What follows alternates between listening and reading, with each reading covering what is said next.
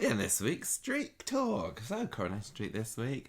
I found it kind of dull, Gemma. Wasn't really into Coronation Street this week, I have to say. There's been a bit of a come down since the Coronation Street antics of 2 weeks ago. But I'm going to do my best to have a bit of a lovely chat about it anyway. Because we had some big things happening this week. We had the crossover. We had Abi and Kevin getting married. We had Corey getting banged up. Yeah, it felt like significant things happened this week, but without my knowledge or consent. There were a few times during the episodes this week where I was like, Jem, what did they just say? Don't know. And then you were saying to me, what happened there? Don't know. Let's rewind it. The thing is, I'm trying to do more tweets. I know. You're being very, very diligent on Twitter. Difficult to follow what's going on, which is really bad because the whole point of doing tweets is so that I can try and publicise the podcast, which I then can't do properly because I'm like, I don't know what happened in the book. I was doing a tweet. Any tweets that come out during Coronation Street that you're enjoying, you do have Gemma to thank for that, by the way, because I'm just busily tapping away notes about what happens and trying to think of interesting storyline titles. So for this week we had I didn't even decide what to call this one on the end. We could call it Abi Ever After because it's about Abi's wedding. And she was also very Abi, wasn't she, when Corey got arrested? It was a good week for Abi. Or I could call it Handgun Wedding, not Shotgun Wedding, because there was handgun involved. Handgun Wedding, maybe. We had the Smoke and Maria's storyline, of course, the environmental, there's a bypass being built through the red wreck, who'd have thought it storyline. We had a bit more of the heartbroken storyline, and I'm still desperately waiting for some reveal to happen, because just seems like they're treading water with this at the moment. Although, again, marriage proposal, big thing happened this week. Did anybody care? I don't really know. We had a bit more of the Zidane storyline, and we had a bit more of the Danny storyline. Did I have the storyline title for Danny? No. London, because he's going Dan South. Dan South. He can go. I don't care. Go on, off you go, Danny. Off you pop, me lad. Down here. And then we had a little bit of the Tasha's to Ashes storyline, although it looks like my computer's auto-corrected that to Tastes to Ashes. Gemma, would you like to do the Abi story, or would you like me to do the Abi story? What do you want to do? It's not a long story, isn't it? I don't know. It depends which of us we think can talk about the environmental storyline in the least snarky way, because I think we need to treat it with a bit of respect. Do you? Yeah, well, we probably should. Let me do the Abi. I'll do the Abi storyline, okay? So, it started off kind of exciting because we knew last week that that Jack had found Abby's note that she'd left when she was going to go and blow Corey's brains out, and he does a bit of skiving on Monday, pretends to be ill so he can get time off school, and he's just like being creepily attached to Abi throughout Monday's episode, wasn't he, and telling her how great and awesome she is and everything. So Abby's going to stay at home, look after him, go for a little walk, and Abi says, look, I know you're skiving. And then Corey comes down the street, swaggering about, giving her a bit of lip, calling her a psycho mum with a gun who needs locking up. And Jack says, "Ooh, you leave her alone," says Jack. I'm nearly bigger than you. I'm gonna beat you up. In the cafe, Jack says to Abi, what was Corey on about then? What was his gun that he was saying? And Abi says, nothing, don't worry, Corey's just going to say anything to discredit me. Don't pay him any heed, son. Nina comes over, and with Jack's off doing something or other at this point, and she says, "Oh, Abi, I know I'm not supposed to tell you this. Police said don't mention it to anybody, and you're not allowed to tell anybody. But we got his clothes, and they got blood all over them. So he's gonna be arrested by the end of the week. I promise you that." So we had Corey tracking down Stu as well over in Hoboland, and he says, "Oh, follow me. I need a word with you, mate." Meanwhile, Abi is being sought after by Debbie, and it looks like it's the wedding tomorrow. That kind of sprang out of nowhere, didn't it? I know she was giving the invites out last week, and she probably did say at some point that it was going to be the first week of November, but it didn't feel like there was particularly a massive amount of build-up to me. So when they announced that it was happening on Wednesday, I was like, oh, okay, then fine. I wonder whether that's going to go ahead. Spoiler alert, it did. Anyway, she senses, Debbie does, that Abi is not looking especially chuffed about this. And she says, yeah, it's because of Tez coming over and he kind of caught me off guard and everything. Also, oh no, sorry, it's Kevin who's not looking chuffed, isn't it? That's right. Yeah, so he says it's because Tez came over. Also, he's got to go and pick up a car in Bolton later, and he's worried about Abi being on her own with Jack for all that time today. And Debbie says, don't sweat it, bro. I'll go and check whether your lovely fiancé Abi is doing okay with your strangely tall son Jack. Meanwhile, Corey's with Stu and he says, I want answers. What have you done with my clothes, mate? You gave me your bag, there's supposed to be clothes in them. What's happened to them? And Stu's like, I don't know what you're talking about, mate. No clothes in there. Who knows? I kept my side of the bargain. I gave you the bag, that's what you wanted. So, nah. Meanwhile, Jack's been still with Abi, being a bit weirdly nice to her. And she goes up and talks to Nina some more. She says, right, we need to go and put pressure on the police. We need to get these clothes tested as quickly as possible. We want to get him banged up by the end of the week in the episode so Michael and Gemma can talk about it. So I'm going to go down to the police station right now and say, grrr, speed up your tests. Back home, Jack and Abi are playing Boggle or Yahtzee or something. I don't know what it was. It was a little word game. But I don't know. Do you know anything about... No, I told you at the time. Oh no, you did, didn't you? Yeah, it was. I think it was the one where you. Like I think it was the one where you shake the dice with letters on, and then you have to make little paths with it. It makes a little 4x4 grid, and that's quite good for Abi because she's good at the 4-letter words. See, anyway, so they're there doing that, and he's like, oh, Abi, I love spending time with you. Then Debbie comes over and says, I'll look after Jack for a bit, so you can go out. She says she wants to go off to the photographers that Abi does, the wedding photographers, but she's actually got something else in mind. Jack comes back to the lounge later and is like, oh, Abby's gone. I was supposed to be looking after her. I was supposed to be keeping an eye on her all day so she didn't go blasting Corey's brains out. I think, Auntie Debbie, she's going to go and do in Corey. Yeah, he felt responsible, didn't he? He was worried about sort of caretaking. Yeah. In a kind of really endearingly stupid, it's not down to you, but it's sweet that you thought it was, kind of a exactly like teen that. boy way. But it's all right, Jack. She's not. She's at the cop shop. She's telling Detective What's-Her-Face that Corey's harassing her. Even when Jack's there and Detective says, look, you just need to sit tight. Don't worry about it. We're on the case. Now, Abi, whatever you do, don't tell anybody about the clothes. Said that to Nina, she told you, but you wouldn't go and tell anyone about the clothes, would you, Abi? I've had great success asking keep it zipped. You lot to keep your mouth shut. So if you could do Please, that again. It's our secret. Don't tell anybody. So, Jack, meanwhile, is showing Debbie this note. He's like, look, I found this on the table the other week. Have a look at this then. And Debbie's like, oh, this is too big to push under the carpet. And then it didn't say about Imran in it, did it? It was just about I'm going to go and blow up Corey's skull. And Imran was strangely not really in this week very much, I would say. There was a little bit when they were getting into the wedding car on Wednesday, and then he went and had a bit of a chat with Abi at the cafe today, and she's like, can't be dealing with this now. But I was very surprised. Them. Yeah, I was very surprised that on the week of the wedding, it didn't really come up. Yes, you're right, yes. That's not soap tradition. What's going on? Anyway, so Abi gets back to the street. She sees Nina. She's like, oh, we're so close to banging Corey up. But I just want him to court. Good job I didn't shoot him, before this new evidence came out. That would have been a bit of a kicker, which is ironic. Stu comes to the cafe later for a coffee and says... to Nina, I think, about this run-in with Corey he had, and they have a bit of a chuckle about how things are going their way as well. Abi, meanwhile, is back home to number 13, gets a Spanish Inquisition from Debbie, who says, you've been out hunting down Corey, ain't you? Jack, get in here now, my lad.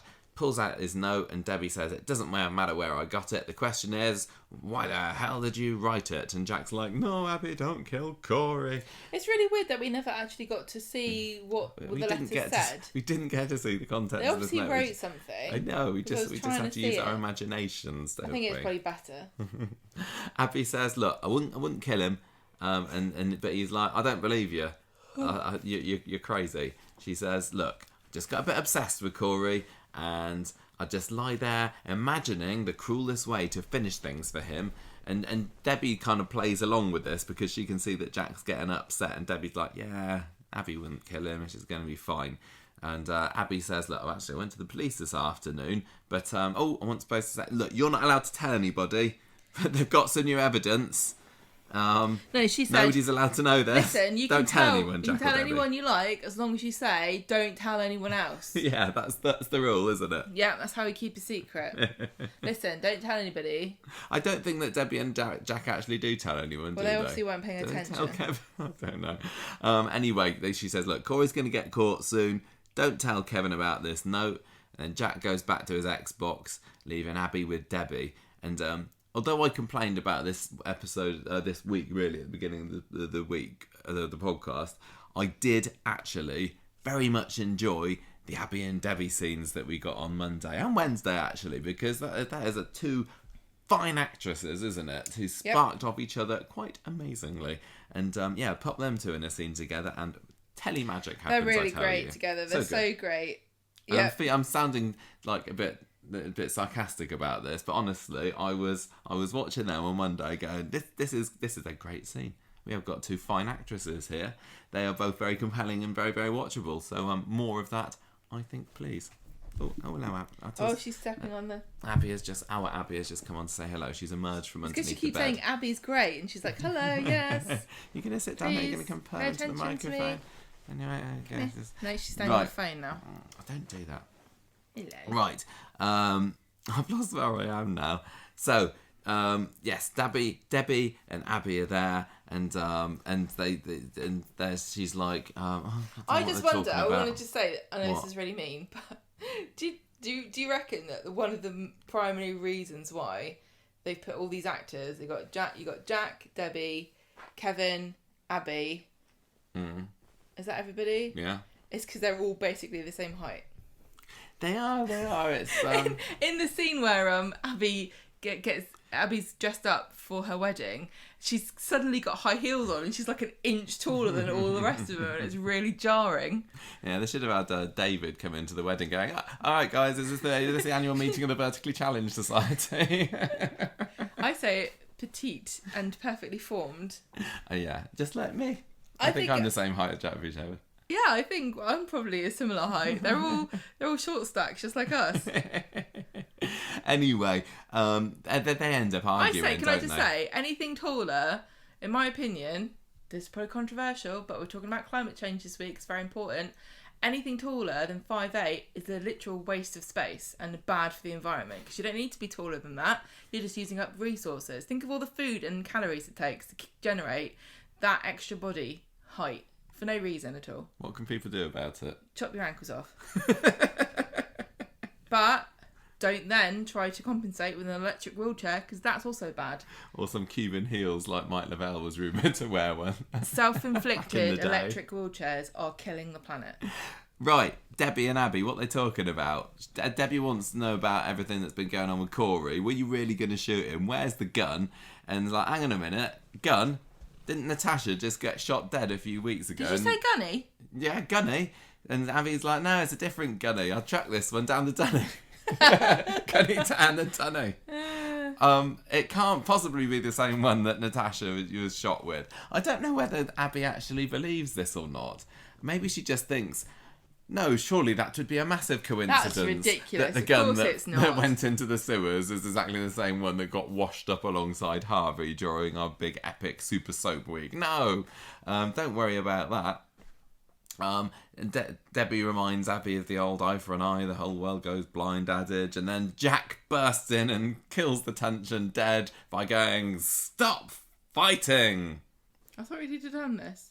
No. Oh. The things were getting high, and it was like, this is a brilliant scene, and then that Jack Abi comes and spoils Auntie it a little Debbie. bit. I was enjoying that, Jack, actually. Thank you very much. And he didn't even stay to say very much. He bogs off again later, and then Kevin He's comes like, I'm home. sorry, I paused it. I paused my Xbox, I've got to go back. I wonder what he's playing on his Xbox. House of Ashes. New game came out. Is it? I don't know any Xbox games. I don't know if you can get it on Xbox. Right, so Kevin comes home and says, cheers very much, Abi, for looking after Jack today. So Corey's on the phone to Stefan later. He's hunting Stu at the same time, and he says, look, he seems to have got the idea that made the correct assumption that Stu has given Nina and Asher the clothes, so he's getting a little bit worried about that, and that's why they've gone the run on Wednesday. Later on, Debbie and Abby are having a bit of a calmer chat, and she says, look, Kevin deserves to know about this. Either that, or don't tell him. You either tell him, or you don't tell him. Easy enough. But if you don't tell him, you got to walk right away from this wedding. And Abby says, I can't. I promised that I could be good for Jack and Kevin. I'll be a great wife. Don't mention Imran. Give me a year. And Debbie's like, look, if you really cared, you would leave Kevin right now and spare him the pain in the long run. So, moving into Wednesday's episode, what was your kind of opinions on the whole pre-wedding situation? Did you agree with Debbie? Did you think that Abby should be doing a runner here? Did you think that they actually would get married? Oh man, I don't know. I just felt I wasn't really speculating. I think I enjoy Coronation Street more when I speculate about things, because then it kind of engages you a bit more. But I wasn't engaged at all this week because I was really stressed out about work. And so I just wasn't really properly... And also, the other thing is, I really don't care about Abi and Kevin. I've never liked them together. I think that she's wasting her life on a stupid old man. She's well out of his league for another thing. And I just didn't... I thought, well, at the end of the day, if they get married, whatever... And if they don't get married, good for me, because I don't want them to anyway. I mean, I care more about them as a couple than, like, Sarah and Adam and Gary and Maria. And just before we started recording the podcast, we saw on the Facebook group somebody, I think it was Michelle maybe, that had posted, are Gary and Maria still an item? And I was like, I don't know, maybe. But at least I know that Kevin and Abby are an item, and there hasn't been a period this year where I've forgotten that they're a couple. That's very true. Yeah. So that's something they've got going for them, I suppose. Yeah, but I like both the characters, I guess. I mean, obviously, especially Abby, and that counts for a lot.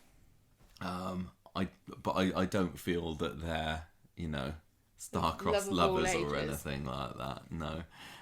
But Wednesday comes along and it is the wedding. They do get married. Jack's got a suit on. He's looking very smart. It's like he's off to court or something. He's dead excited. Kevin's got the matching suit as well, but he's got to go out to pick Summit up first.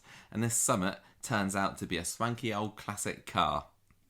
And this is where we see Imran popping out the paper shop, isn't he? He's like, wishes Abby luck. And I was thinking, ooh, it is all going to come out about Imran today and the wedding's not going to happen. They slept with each other. And that's bad.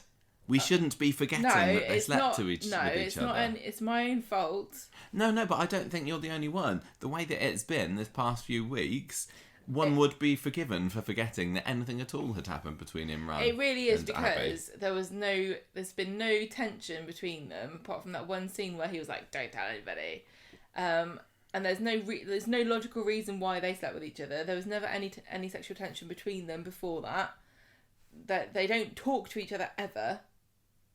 Well, I mean, they were both doing the case storyline together, weren't they? Yeah, but you know what I'm saying. Yeah, I totally get what you're saying. The reason they hadn't established anything, it was like, oh, look how shocking this is. But really, it was like, yeah, it is shocking. It's like Imran sleeping with somebody off Hollyoaks. Could have happened on crossover week. It might well have done for climate change. Yeah. Look, we're stuck in this cabin together, and I'm not going to turn the heating on because that will kill us seal.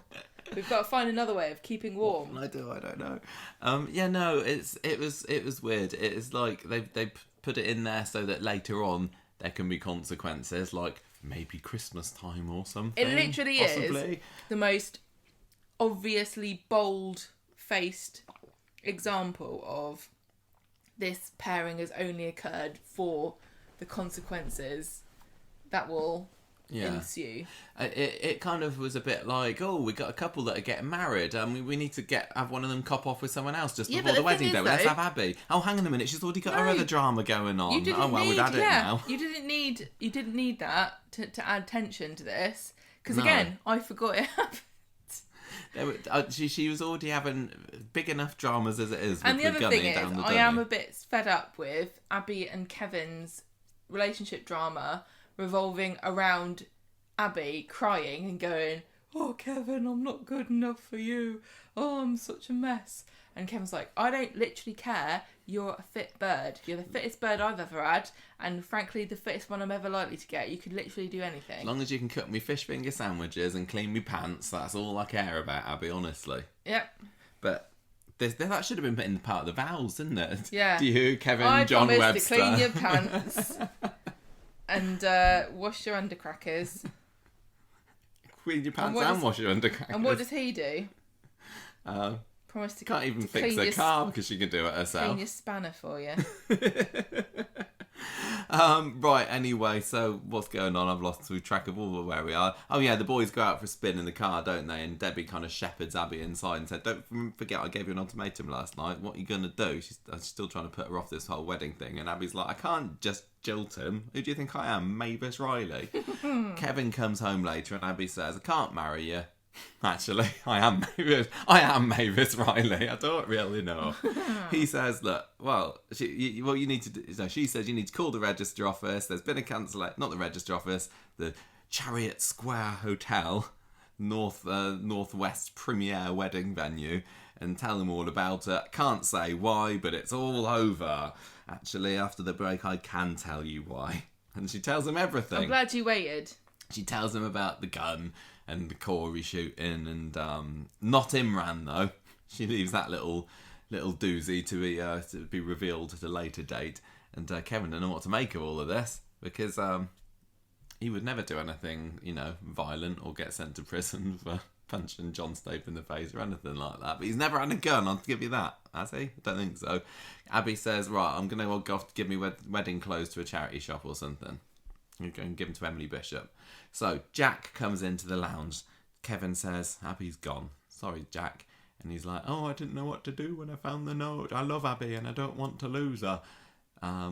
She didn't go through with it after all. She didn't actually shoot Corey, did she? I did think, as much as I make fun of Jack a little bit on this show, I did find it quite sweet when he was saying about how he loves Abby and everything. They've kind of struck up quite a nice little family relationship there. It is a shame that it's so wobbly and like any minute now it's gonna collapse, but it's weird kind because of sweet. Abby's sort of road to her relationship with Jack has not been it only feels like recently they've actually really got a proper connection with each other, because before then I've thought as though she was being quite standoffish in a way to protect her and him from in the similar way to what Leanne's kind of doing with Sam, where she's like, I'm not,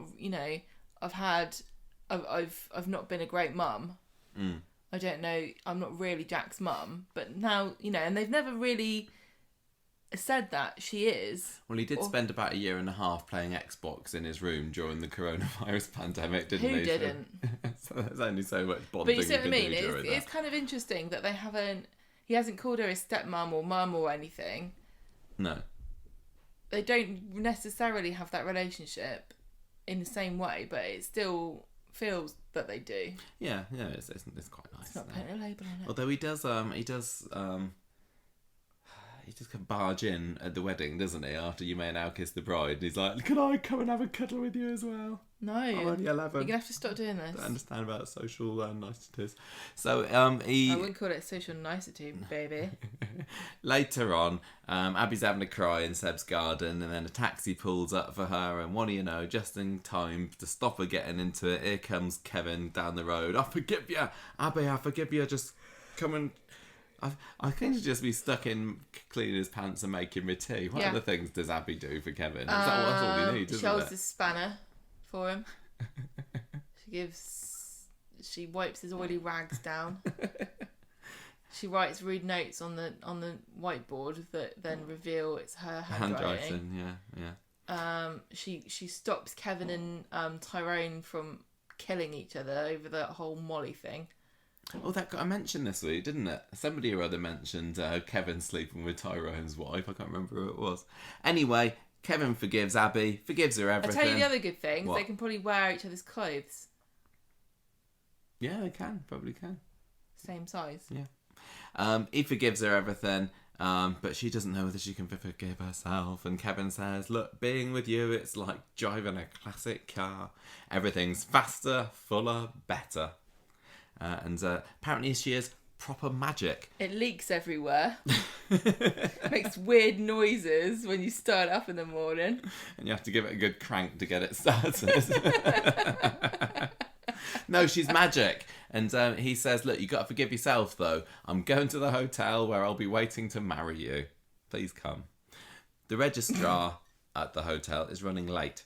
And it was not our favourite registrar of Coronation Street, Blue Merrick. But he was all right, though. I'll give him a sort of a genteel wave of approval. I don't think any Coronation Street wedding is legal unless it's done by either the vicar or Blue Merrick's carrot. Exactly. Anyway, Debbie's trying to get Kevin to face reality, as she puts it, and say, look, I don't think this is going to work. And then Abby bursts in. She's kind of happy but haggard, isn't she? And Debbie says, right, if you're going to get yourself married to my brother, I'm going to at least make you look half decent. So she whisks her off to give her a bit of a makeover. I really like that because Debbie didn't hold any grudges. She wasn't petty. She didn't kind of try to sabotage anything or say that she knew better. Well, she did. Once the wedding was going. Once they both decided, all she wanted was to make sure that Kevin went into it with his eyes open. And once he did, and he knows what's going on, and he still wants to go through with it, she didn't hold a grudge about it or try to get in the way. She just went, you look like a right state. Let's get you makeup on. And didn't she look lovely afterwards? Aww. Wasn't too sure about Nina's choice of wedding attire, though. Nina's just Nina, isn't she? She is, but you know, I do if think you're going to you a need wedding to have and people a clear... don't want you to dress as a goth, then don't dress as a goth. I don't think anyone told her not to. Well, no, but I think you need to have a she clear. looked like she was going to funeral, Can I just say, you need to have clearly different outfits for weddings and funerals. Most people, this comes naturally, but Nina needs to work a bit harder on making sure there isn't a marked difference, because she will be going to no end of both in her career on Coronation Street. She's to last any much longer. I think she is. That's very, very true. No, I just think if you're going to be, in the photos, and if you're going to have people, Abi and Kevin are going to have to explain who's that. She's not a ghost. I don't know. I just think that maybe she could have. Yeah, we know, we get it. Move on. Anyway, so but there is a nice, quite cute scene where she is the one to take Abi down the aisle, isn't she? I thought that was really adorable. There was some. I do have to say there were some lovely scenes this week between Debbie and Nina. Not Debbie and Abi and Nina. There's so many characters with the same name. This is the other consequence of having a huge cast list, isn't it? You got your Dan, your Danny, your Zidane. You got your Debbie, your Abby, your Aggie. It's too complicated. Anyway, Jen, would you like to give us a rendition of the Walking Down the Aisle song? No.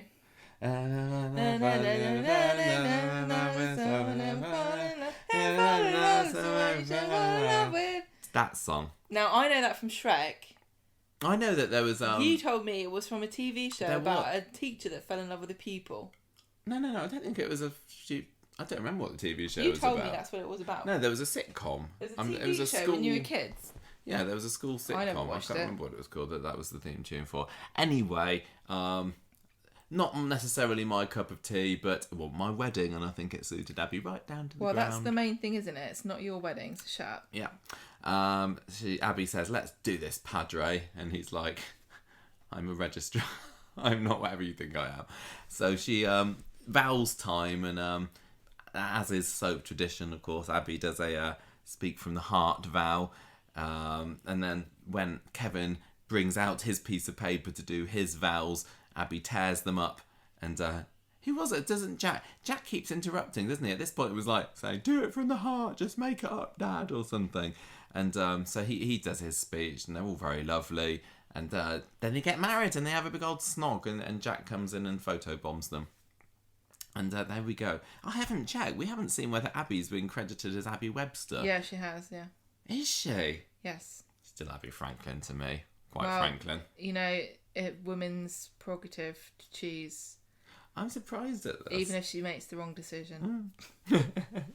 It's quite funny because we've been talking, on the show they have been talking about Abi and Kevin's wedding for a while, haven't they? And there was a stage where she was like, "I don't want to get married or don't want to get a traditional wedding. I just want to turn up anywhere and go into some...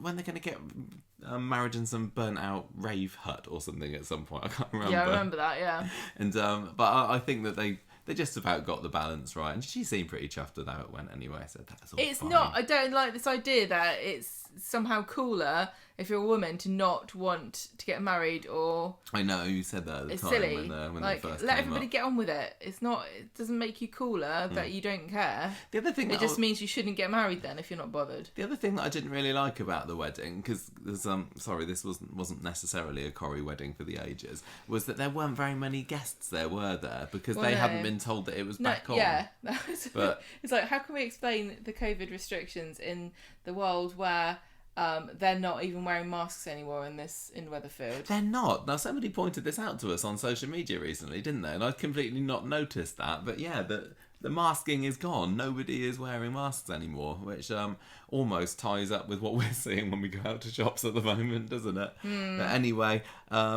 so they're married, hurrah, and later on, Abi promises Debbie that she really does love Kevin. Good job, really. And Debbie says, well, wish you all the luck in the world, Chuck. And then even more good news comes in because Nina has been told by DS Swain that there's enough evidence on these clothes, don't tell anyone, to rearrest Corey. Hurrah. And also Abi was texted about it, but she didn't call it because she was in the middle of getting married. Over at the Rovers, the word's kind of spreading that the wedding went on after all, and Tyrone and Tim are kind of miffed that they missed it. And then Nina sees Imran in the cafe and tells him about Corey, and he's looking a bit pensive for a little bit. And then Sally and Roy discuss it, and then Imran's kind of standing in the background with his thinking face on. And then he dashes back to the office saying, maybe I'll be able to get Kelly out. Hooray. And then the detective turns up to the wedding after party thing, and apparently the police turned up at Brent Towers, but there was nobody there. It sounds like they were tipped off, and they'd done a runner. Oh. So the stage was set on Friday for an epic chase and, I don't know, cliff-top tumble / gun shootout explosion dramas. Let's see what happened. Well, it starts off they're hiding out in an abandoned warehouse. Were we to believe that this was some kind of printing warehouse? No, I said that because I didn't know, but I think it would be a bit stupid and obvious to hide in a property that you owned. Oh well, but they'd found somewhere, hadn't they?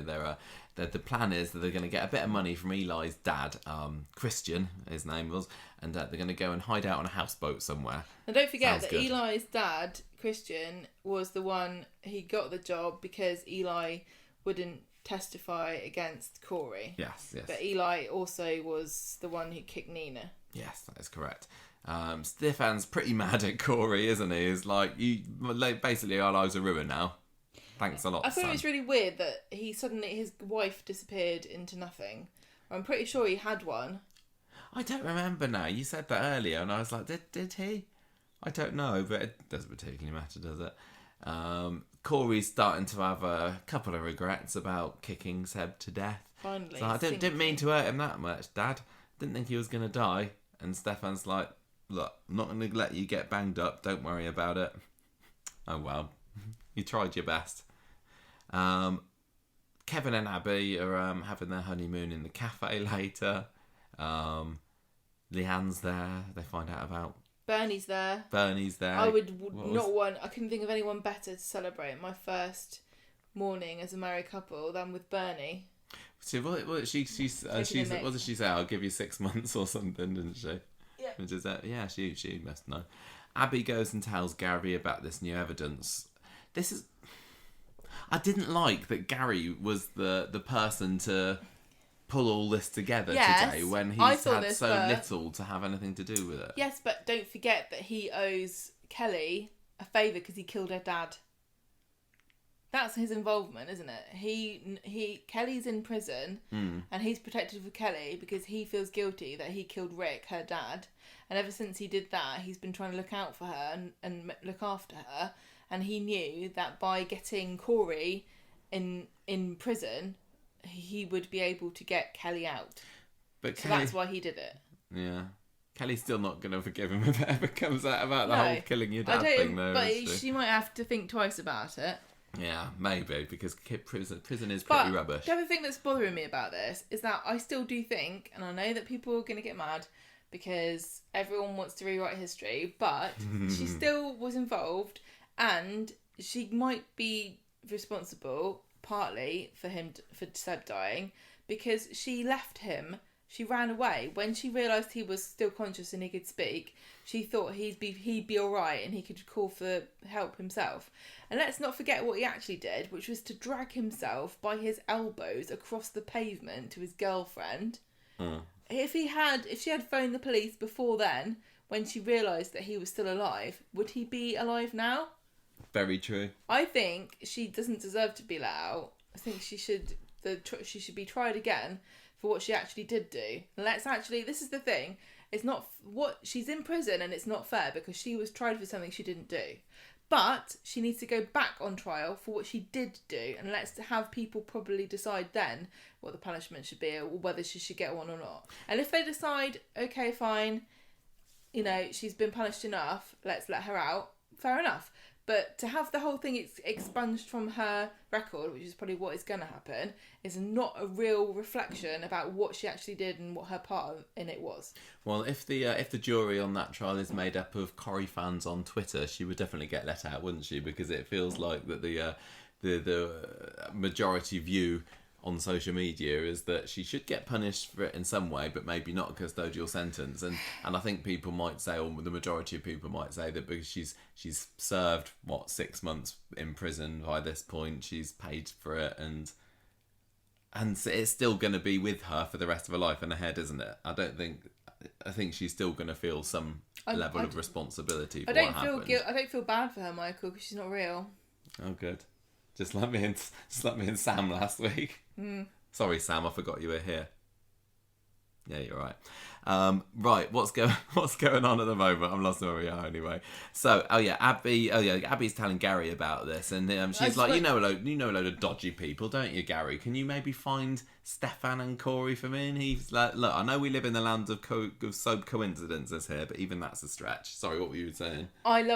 You didn't, but I really love Gary's involvement in this in this episode, because I've been on team villainous Gary since it first sort of became apparent to me that was an option. I loved everything he did. He was so campy and silly, like when he's rubbing his hands together, like, come on, I'm going to beat you with a hammer. Absolutely loved. I think it's absolutely ridiculous to have this character who's like completely morally bankrupt going around crusading, thinking that he's like the hero of the hour, like bundling people into the back of vans and threatening people with hammers, but he's doing it for the good of mankind. I think it's brilliant. I just love it. I don't recall really there being a character like this. There have been characters in Coronation Street who were convinced that they weren't wrong, like Pat Phelan, like what's his face, Don Brennan, but they thought they'd been wronged in some way and they had to get revenge, or they weren't really completely aware of the fact that they were doing the wrong thing, or they thought that people deserved it. Whereas Gary's like, I'm a moral crusader with a hammer, isn't he? Yeah. I think he's brilliant. More villainous Gary. It just felt to me like he swanned in at the last minute, and I know he had things to do with the storyline before, but even his contribution to the storyline this year is, I'm going to come in for a week or two and then disappear off for another few months. It's unfortunate, but I think maybe it should have been maybe we needed to be reminded again of what his link was, but at least before the episode where it all kind of came to a head. I remembered because I'm really invested in Gary and this storyline, but maybe it's a bit obscure for people that were maybe just on their phones during Corrie, which is also me most of the time. So Gary, even though he says he probably isn't going to be able to track down the Brents with his band of dodgy mates, he gives it a go anyway, but alas, he comes away without any leads. He says they could be anywhere now, and Abby says, oh, hang on a minute, what about Eli's dad? Don't know why I didn't think about this before, actually. And he's like, do you know where Eli's dad lives? And she's like, yeah, I've been doing a load of dodgy research about him online. So he goes and finds him. Good lad Gary doesn't ask any questions. Yeah, he just takes his hammer. He's got a very persuasive looking hammer, hasn't he, that he pats before he drives off. Can I just say, there is no fun nickname for a hammer that's as good as Gunny. Hammy. But then Hammy the hammer. Is that describing a few other members of Coronation Street? Oh, well, I think most people call like Hammy the hamster as a you couldn't kill a man with a hamster unless it's Richard Gere. Depends where it goes in. Move on.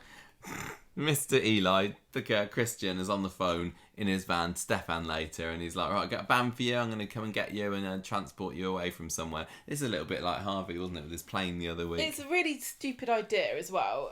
I was thinking, can you get away with this these days? Is it possible? I don't think it is. What, smuggling someone into a van and then going on the run? After the ferry? Where are you going? In my head, I kept thinking, they're going to go to Germany, but of course they're not going to Germany. No. I don't think the football will be like, well, we don't care as long as you're good at football.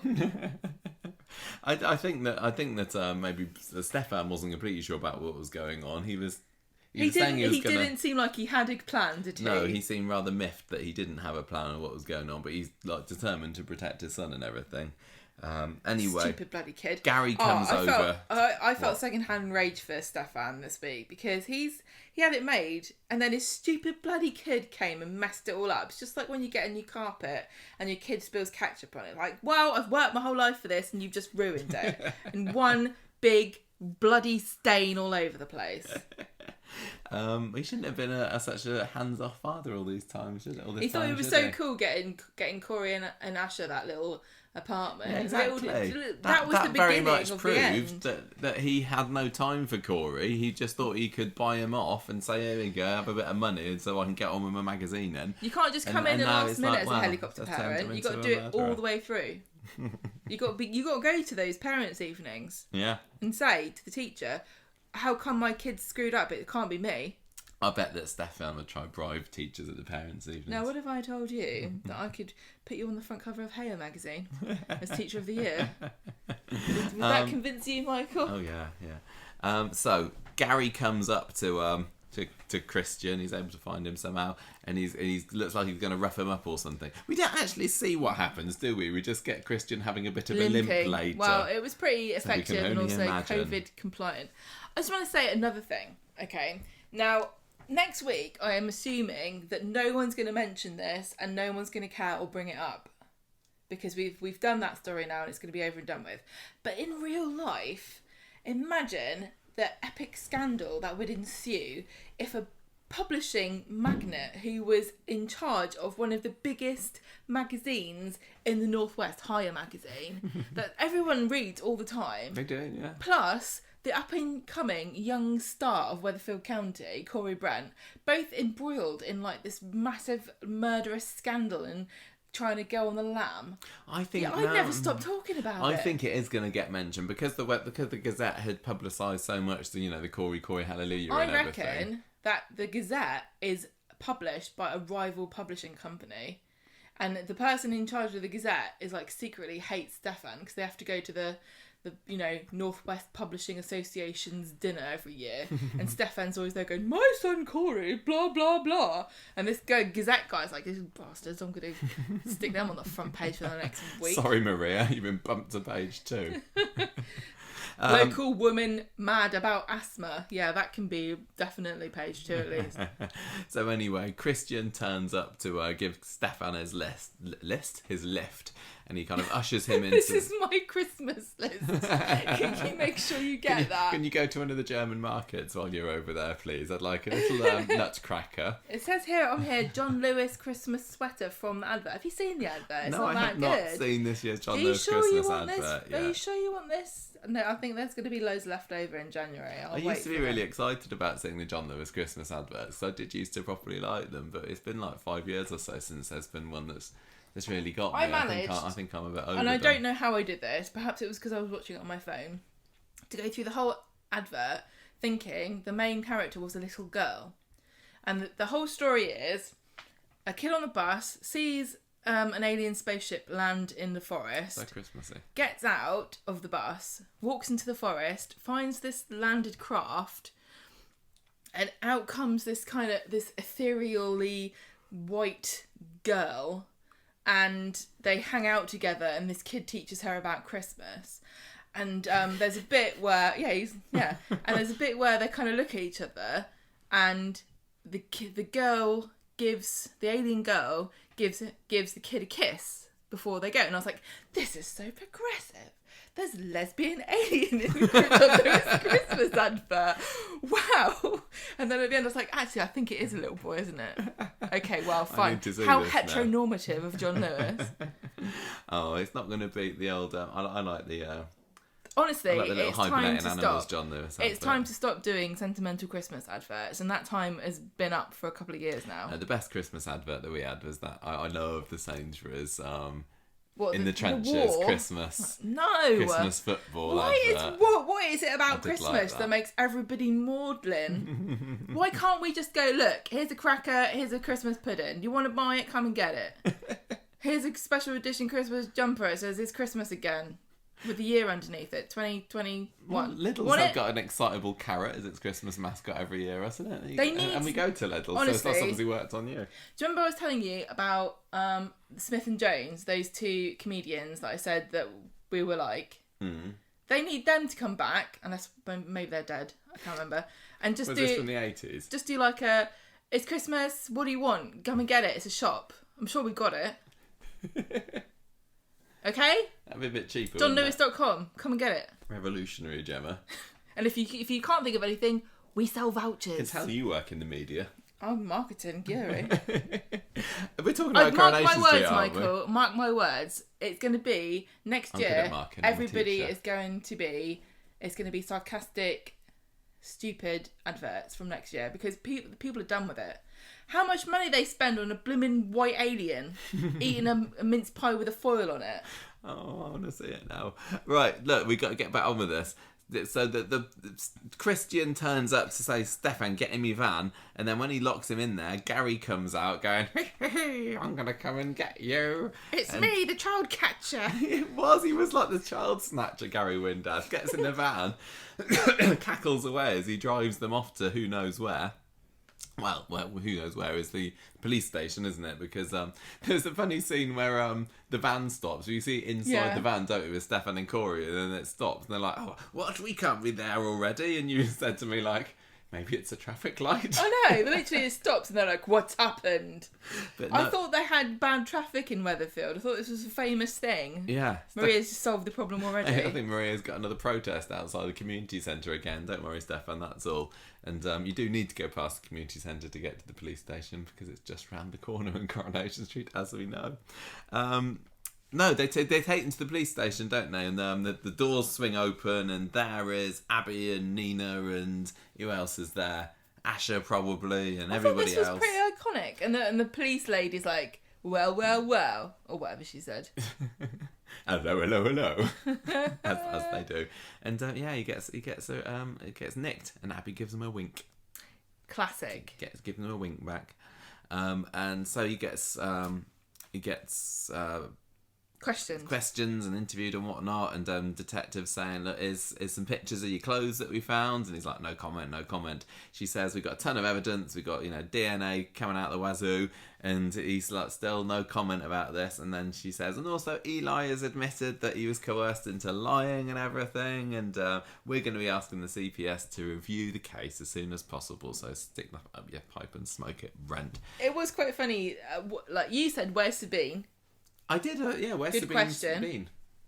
But he had a new lawyer or solicitor, and she was sitting there going, don't say anything. And then the police officer was like, well, that's funny, because blah, blah, blah. And then Corey's solicitor was like, excuse me, you need to be more professional, actually, because this is serious. And I thought that was really funny, because it's like, the police lady should have said, so no, hang on, sorry, this is a TV show. I've got to be unprofessional and sarcastic. That's the thing here. It's Weatherfield Police Station. All of the female police officers are sarcastic and bitchy, and all of the male police officers are either racist or incompetent. I don't know if you've not come here before. Well, why not both? So Abi and Co are told about this. The CPS have later agreed to charge him with murder, and Abby's chuffed. She's all happy and hooray-ish. And Corey, meanwhile, is being led snivelling away into the cells, saying, Dad, I can't go to prison.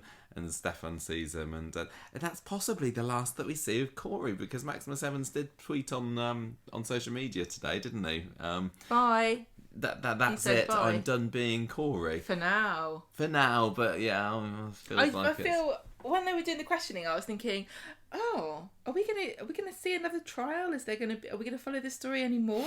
Is this become a police procedural? Corrie have got a habit of when they don't want to show a trial, they just completely forget about it. Like Ray Crosby, anyone? Who's that? We saw him getting arrested at the airport, and that was literally the last time we saw him, wasn't it? They're really sometimes really bad at following through with their villains. I want to see like a Suicide Squad / what's it called? Arkham Asylum of Weatherfield baddies who all end up. Oh yeah, that would be good. Which one's the man prison? Highfield Prison. Yeah. They all just like one day. There's just a scene where they're all sitting around going, "Do you know what I bloody hate? Amazing to have a breakout. Do you know what I hate? Oh yeah, do you know I hate them as well?" And then they all just get revenge on everybody one Christmas. Now that would be having an Azkaban style breakout of all the greatest Corrie murderers. Because the problem is most of them are dead. No, but there's loads in there. There's a few still in there. Is Jim in there? No, Jim's a free man at the moment, so he is. Ray? Right, we talked about this with Josh? because we did just prison stories the other month, didn't we? I'm sure there's a few, and I'm sure they could finagle a few in there as well. Yeah, if they really wanted to. And then they're led marching down the street by Faye Windass. Yeah. Exactly. It would be kind of funny and like imagine if they like just were secretly just depositing these people one by one over the years without us really thinking about it, and then one day there's just a scene where they're all like, "Right, lads, let's break out this dump." Could be a proper good long-term plan it for would the next Corrie producer. Right, that's it. Who wants to be the next producer? Because this is a free idea for you. Yeah. Oh, I want that now. Me too. Okay, so we've got Harvey's in there, isn't he? He's not dead. Yeah. Oh, that'd be good. Anyway, so Imran's dead excited. He goes and tells R. Kelly the good news, and he says basically we're going to get you out soon. She's like, "What do you mean? How long will this take?" And he's like, "It's just started for like 2 weeks probably. Yeah. People will forget. These people are all imbeciles. They can't even remember whether Maria and Gary are going out with each other anymore. They're like goldfish." Kevin, meanwhile, has bought Abi the biggest rocket in the shop, and I've heard about that. And they're going to light it to celebrate Corey getting banged up, and also as a bit of a tribute to Seb as well. I think this is a really cool idea, and it made me wish I had the biggest rocket in the shop. I thought it was a nice idea. Then we had that bit with Imran coming in, and she's like, no, that story isn't for this week, sorry. And so she and... It was her and Nina, wasn't it? They went and knit it together. It was a lovely scene. It was a lovely scene. I'm surprised that there weren't more characters there. No, I thought it was good, just these two. They light it. It kind of fizzles out, and Abby goes to go up to it. And I was like, no, don't go back to a lit firework. And then Nina says, don't go back to a lit firework. We were paying attention in school. The only thing I know about fireworks, don't go back to a lit The things I learned from school: say no to drugs, never step on the third rail. Of a railway line. Don't step on the third one. I don't think you're supposed to step on any rails on a railway track. No, you can step on any one you like, but I never could work out the third from what. I don't know what you're talking about. Because if there's three, two of them could be the third one, depending on which way you start from. Look both ways when you cross the road, especially if you're a hedgehog. And... Don't go back to a lit firework. Don't go back to a lit firework. Also, don't store them in your bread bin or something. I can't remember what the rest of the firework code is. I remember being shown some really gruesome adverts when I was a kid. I was waiting in this scene for Rita to come marching in saying, "We don't like fireworks around here. I haven't sold fireworks in the cabin since 1975. But no, she didn't. No. She obviously didn't buy it. He obviously bought it from Dev. Dev's like, hush, don't tell Rita, but I got laid under the counter. Yeah, the 00 Dev firework. The biggest one in the shop. It makes a loud noise and makes a mess, but you probably won't enjoy it. As it goes up in the air, it goes, hey! Hey! Anyway, it does fizzle out, but then it relights itself somehow and explodes in all its CGI glory in the sky above them. And they were watching it and they had tears in their eyes, and I thought it was really nice. I thought it was sweet, but I liked it. I thought it was a really nice ending. That was the end. That was us. Went out with a bang. Being told, now move on with your lives. This story is finished. But Nina and Asher remember they're back together again, and they haven't really done anything with that for a while. So. No, that's fine. I just think it's a bit sad that they can't use actual fireworks on Coronation Street. Why do they have to use these naff CGI ones every time? They probably can't trust the actors with things that blow up. But this one did actually launch, didn't it? It launched into the sky. I think we maybe saw a few little real sparks. There are definitely some And then people... when they look, the last final shots are just so painfully, obviously fake. Oh, you're such a bitch. It's probably really difficult to film them. You probably have to do something weird with film or something. You just get a special camera, it's fine. What, just for one fireworks scene when you can just CGI it in? At the end of the biggest story of the year. Yes, get a real firework. Ian, are you sure that you want to spend 20 grand on this one camera for this one thing? Well, we have just had Coronation Street, so try and cut costs when you can. I don't know why they do it this way. I assume there's a reason. I didn't think it was obviously CGI today. It's because I'm looking out for it. Every time somebody goes near a firework, I'm like, here we go. Sometimes it is, like, clearly, obviously, not even remotely in the right scale.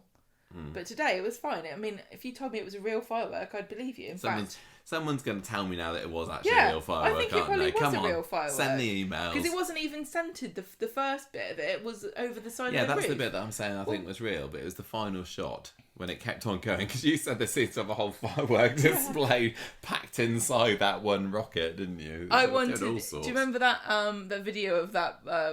4th of July display some poor town did where they set it all off at the same time and it was like...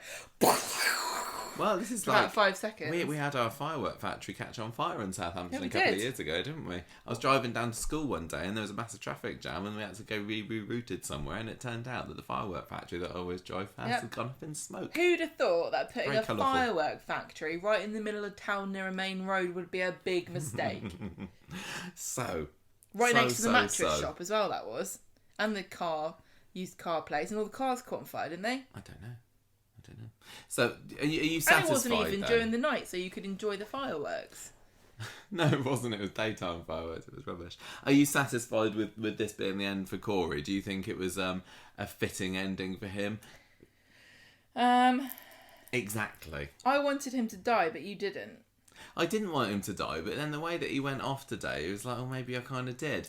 It felt like, he was given a reprieve from Coronation Street, which was when I was maybe expecting his number to be up for his own exit, and it just felt a bit, I don't know, it didn't feel quite big enough. I kind of enjoyed the stuff with Stu and the bag and the clothes and everything, but the actual hiding out scene, it just didn't do it for me. It didn't feel it didn't feel very enough. Epic, and I don't know what it was. Epic is the word. I wonder whether it was because it was too soon. It felt like it was like paradoxically both too soon yet also not soon enough, you know. It either had to have happened immediately following the events of Coronation Street, or it should have waited for a bit longer. Yeah, if after Coronation Street, literally the night of Coronation Street, they'd have been like, right, because definitely been right, you get in this van, we're going. And then had a chase down the motorway or something, and it's like, oh no, the motorway's closed because Dev's car's exploded over it.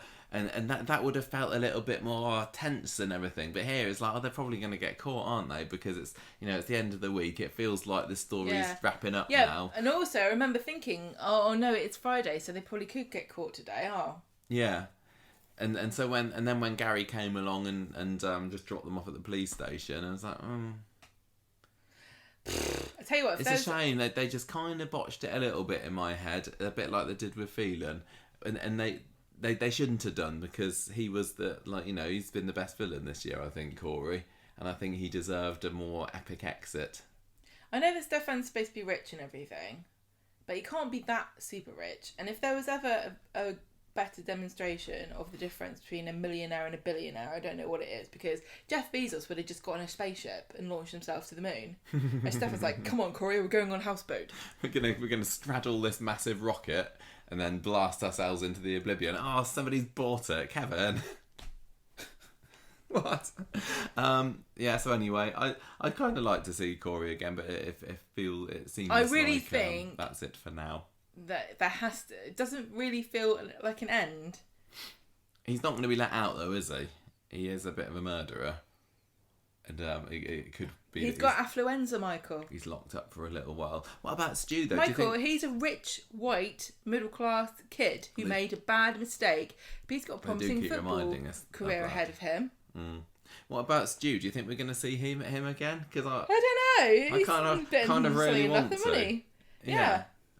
There's no reason at all, particularly for him to come back, apart from Billy with his soup kitchen and everything, which is all he seems to do at the moment. I can just imagine Billy coming up to Summer with that manic grin that he gets on his face sometimes, going, "Summer, just tell me what you think of this idea.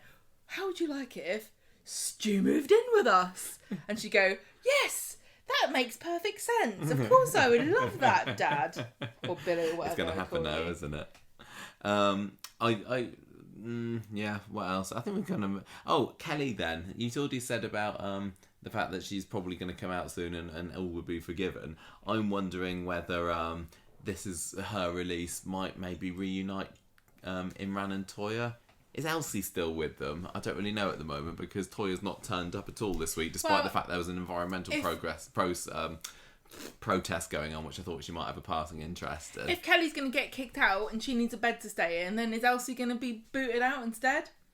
I think Elsie's probably gone by now, but I see what I reckon is going to happen is Kelly's going to come out. Imran and Toya will celebrate together, and Toya's going to all right, mate, I forgive you, and then it's going to come out about Abi. Yeah, probably. This is the problem. This was one of the problems with the wedding. I think the fact that I couldn't truly be happy for Abi, who is one of my favourite characters in the show, because I know that there's still the lingering issue of her night between the sheets with Imran.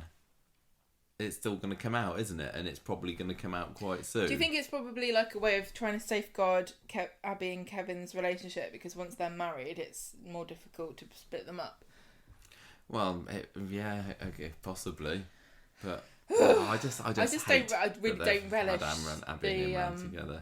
Don't relish the fallout of this at all. No, I don't either. And I don't like Kelly, and I don't want her to come out, and I think you're going to be disappointed there. Oh dear. Anything Smoke else? Maria's. And we move on. Next storyline. Okay, so this is our. God, we've been talking for ages about that story. It was a big story, It was the conclusion to one of the biggest stories of the year. I suppose so. And now on to a lesser storyline, but a more important one. Yes, it is very important. Okay, we have to do this. Disclaimer: we understand this is serious. Climate change. My personal thoughts about it's not the place for me to go on about it on the podcast. It's obviously important. One of the most pressing and scary things. It scares me more than COVID. When I think of the future, I don't even think there is one. Partly one of the reasons why I'm not in a hurry or probably will never have children is because I don't think that there's a future for them to live in, because the planet will be on fire. That's scary. I don't think it's going to be that bad. I'm really worried about it. Like, when I pay money into my pension, I'm like, what's the point of this? Am I going to even... I think the age that we are, by the time it hits the fan, we're going to be old and nobody's going to look after us, and there's not going to be any resources allocated to the medical help for older people, because everyone's going to be trying to save the planet. That's what I think. I think it's serious. With all that said, I'm going to make jokes about this because it's stupid. Okay. So all the world leaders this week have been having their little chinwags about it, haven't they? Apart from China, and maybe Joe Biden's fallen asleep during some of it. But one of the things is so Coronation Street and what? Can I just say something? Yes. Now, I always wanted to do this, and I thought this seems like a logical thing, knowing human beings and how horrible we are to each other. That a consequence of climate change and the fact that there's no real incentive for any country to do anything, while other countries are benefiting economically from flaunting all of the environmental rules, right? Flouting. Whatever. Either this is going to happen, or somebody can make a really awesome movie about it. I reckon there's going to be climate wars where rich Western countries or Northern Hemisphere countries will just go, look, at the end of the day, we could eat less beef and we could turn the lights off, or we could just blow up a continent of people that we don't care about, kill billions of people, and then we can pollute a bit more, and we get us some breathing space. Do you know what I mean? Yeah. Climate wars. all of the West go into China, stop polluting, or we're going to drop a bomb on you. Don't you think that sounds quite like if it gets to the stage where it's like we have to stop polluting, how can we do it? China won't listen to us, and there's 1 billion people there, and they're making lots of stinky smoke like Maria doesn't like. Why don't we just bomb them all? You could stand for Weatherfield Council as well, because I'm going to stand on nuclear war with the Southern Hemisphere, apart from Australia and New Zealand, because they're cool. Can you see what I mean? If it gets really apocalyptic, I literally cannot see how it wouldn't make sense to some crazy, like, not necessarily every country, but there are some crazy countries out there with maniacs in charge. There are, yeah. Is it not a logical thing for human beings to say... You're not saying that this is what you would do, but you're saying that this is what somebody might decide I'm saying, to do. Like, in my wildest dreams, I can imagine this happening, but also, it would make a really good premise for a science fiction film. Oh, yeah, yeah. Don't you think that would be a cool... It is, it's a good idea. And if you watched it, you'd be like, I guess that could happen. Yes. You wouldn't be like, nah, that's stupid. What, Terminator robots from the future to kill a small child? I don't think so. I can't enjoy this film, it doesn't make any sense. Come on. What's Maria been up to this week, eh? What's going down on the she's red annoyed. rack? This was also crazy because nobody seems to mind the fact. And what did this come up this week? Or this was new this week, wasn't it? So unless we've missed it, this is the first we've heard of the red wreck being bulldozed to make way for a bypass. Yes. And Miriam's not very happy when she wants to save the planet for her child, who I've forgotten the name of. Liam.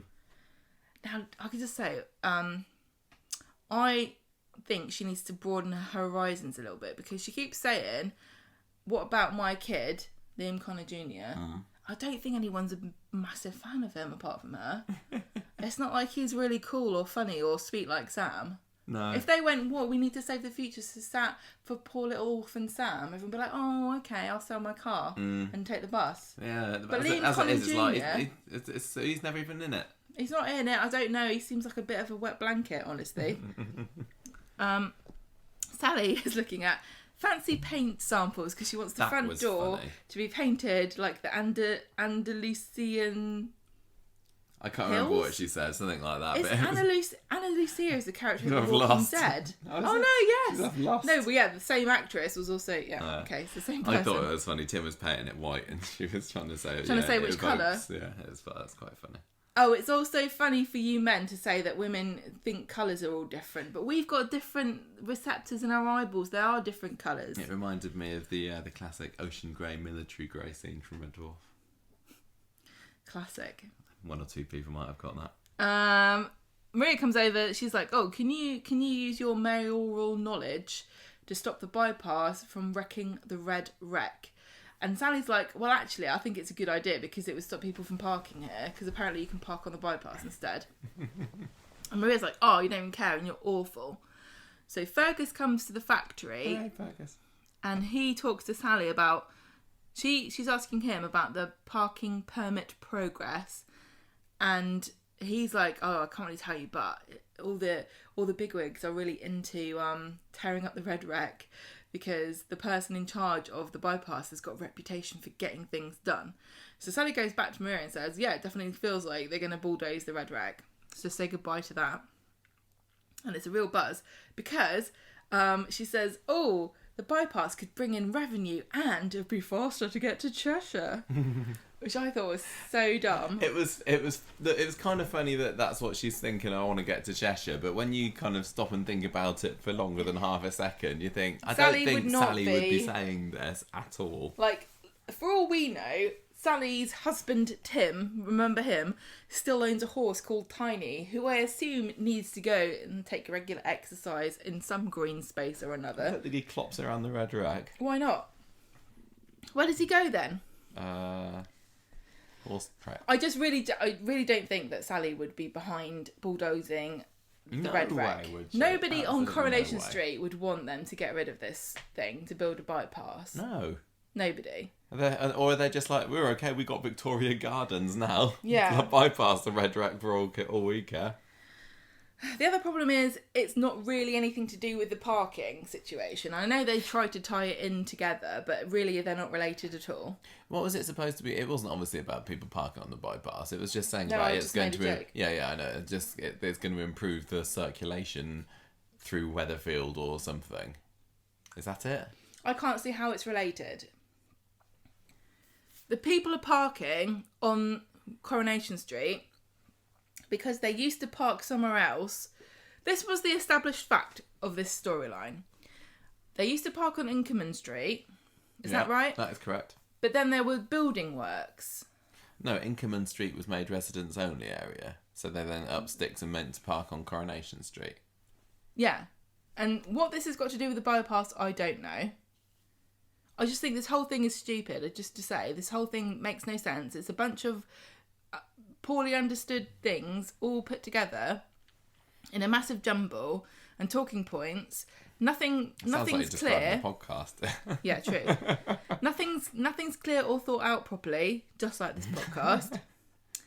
And you know, we watched some episodes of EastEnders this week to do our bonus episode with Walford Weekly, and there I don't know how it fit into the rest of the storyline or how it worked with the characters and stuff, but their climate change sort of issue du jour made way more sense and was much easier to understand than this one. Much less, there dramatic. was a burger bar and there was a little kid who's going, stop eating meat on Mondays. Everyone should eat vegetables on Mondays. Meat-free Mondays. Yeah. And the guy in charge of the burger place was like, shut up, kid. You're ruining my business. And then by Wednesday or Tuesday, he's like, maybe okay, we'll do a I will veggie burger. then. Literally, it was such a simple, well thought out. Relatable. It's easy, like you can watch it and go, yes, I can see that this is a thing that I could do that would have an impact on the planet. The little girl said, if you do this, X, Y, Z, great, brilliant. What is this about? What can I do watching Coronation Street about this storyline to do with the bypass? They'll just go, right, I won't go on the Weatherfield bypass next time I'm in the area. I'm stopping up there, yeah. I also, like, nobody is out there bulldozing local playgrounds for a lark. I eat a burger on a Monday. I don't bulldoze a playground to build a bypass. It also seemed from watching EastEnders that little kid that they had been the mouthpiece for it. It felt like that it was within her character, and I've got no idea who this girl is, but it was established fairly well for me over those couple of episodes that she was a bit of a mouthy Greta Thunberg. Yeah, basically, she was a bit of an SJW, wasn't she? And I think that she would say that. Maria literally didn't even know that asthma existed before precious Liam Connor Jr. got it from huffing exhaust fumes. No, choosing Maria to be the spokesperson for this and the face of Corrie's crossover. It feels like they're deliberately trying to sabotage the entire thing, which is surely not their intention. I think in the writer's room it's like, which characters don't we really have anything to do with? Who's not been doing much recently? Who's a blank slate? Who's a shrill harridan who will get people on our side with her mindless shrieking about her child that nobody cares about? Oh yeah, Maria. Who's the person? Was she the one? Who's the one who had the pink? Yeah, she had a pink. No, that was Eva, wasn't it? Might as well got Eva to do it. Maria did have a big car earlier this year, didn't she? Yeah, because she was going to sell it because it was environmentally unfriendly. Where's the money for that then, Maria? Bet she hasn't sold it, but she just parked it down Inkerman Street. Anyway, Maria contacts Chris, the journalist. Every time that flipping journalist comes up, I'm like, yeah, but where's Dr. Gaddis? Come on. Because the actress is Gaddis' daughter. Just saying. I think Bring your mum to work day. On the show, Dr. Gaddis it's canon that she has a son. Is it? I think so. Oh. But maybe we misunderstood and Chris is actually a girl. Oh, I don't know. Chris, the journalist, is going to film a social media post to get everybody on the news so that they can also stick it in EastEnders. Yes. Tracy photobombs the video with a big bouquet of flowers as Maria's doing an impassioned speech from the heart. And then she starts arguing with Maria, and Maria uses this opportunity to sort of vent her spleen about how awful she feels about the future for her children and climate change, etc., etc. Very impassioned. And Chris is filming going, yeah, this is bloody brilliant. We're going to get about 20 likes for this on Twitter. I can't wait to upload it. And that's the end of that. And then they use this clip of Maria telling Tracy to do one in EastEnders. Why someone in Walford is subscribed to the Weatherfield Gazette on social media, I don't know. It's gone viral or something. Seen in Wednesdays, I think it's Wednesdays EastEnders. No, Tuesdays. Tuesdays EastEnders, it turned out. It felt really nicely the order of things, because we were watching some of the soaps on Monday saying, there haven't been loads of crossovers here, but it made sense that, Maria films hers on Monday. By Tuesday, the next day in soap land, it's appearing somewhere else. I thought that fit kind of nicely, but it did fizzle out a bit by the end of the week, didn't it? Maria's video appears on Tuesdays, EastEnders, where one character's like, yeah, look at this girl from Weatherfield's getting right knocked off about climate change, and the other one's like, I literally couldn't give a toss about the red wreck. I've never heard of it. Bulldoze it, all of it. I don't care. And then today's episode of Coronation Street, so Friday, the 5th, we had a weird scene, which I forgot that they were doing the crossover by this point in the week, because I am a goldfish, and they're standing outside waiting for Corey to find out whether Corey's going to be done for murder, and then who was it? It was Asher and Nina, wasn't it? Going, hey, look, there's a man here dressed up as a superhero to fight climate change. Yeah. And I was like, what I know. What the hell is this? And you said to me, is that so-and-so from Doctors? Because Aggie said something earlier in the episode about, there's a hospital so-and-so where, and I was thinking, is that a reference to her maybe if you watch all the soaps, you got this better than us, but she kind of dropped it, and I don't know whether she was talking about Doctors then, which would have been a bit of an in-joke, because Lorna Ledlow used to be, was it Mrs. Tembe or something on Doctors also? I can't remember what she was supposed to be called. Was she being very meta about this? But then when Asher and Nina look at this superhero thing later, that was definitely Doctors they were talking about, but... The other one that we saw in the week was Emmerdale, wasn't it? There were some people doing some dancing with pumpkins.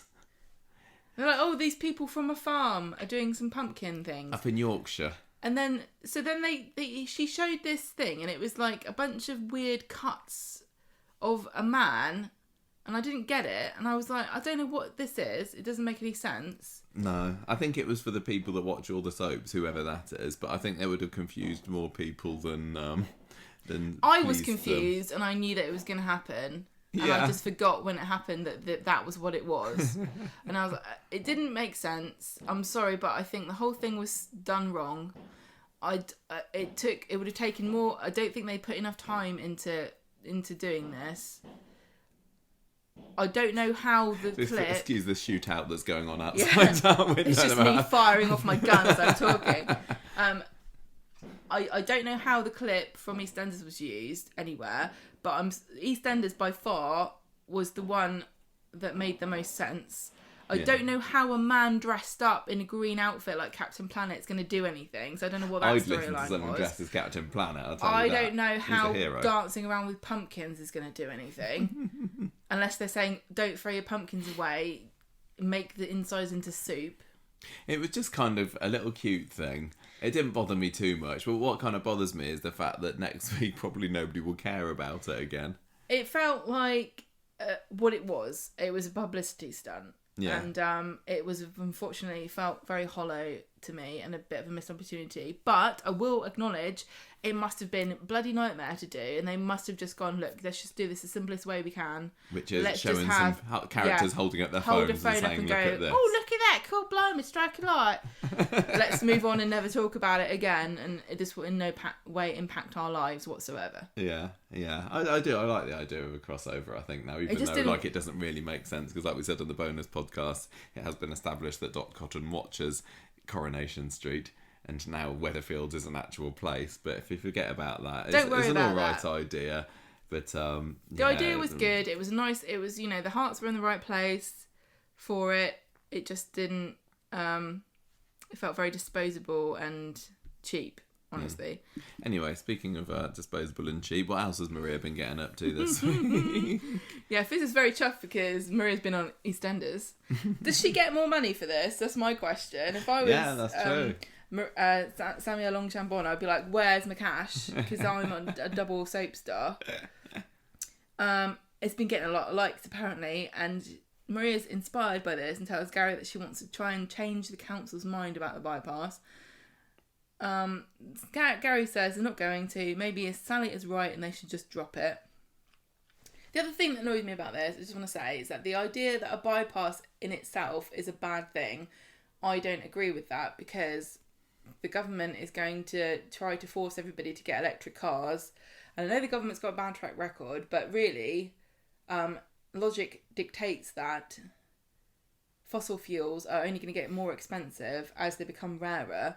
So naturally, surely, electric cars will be cheaper to run, and they're not going to pollute things. And as long as the source of the electricity is clean, I don't see the point. I don't see the problem with driving a car if it's using clean energy.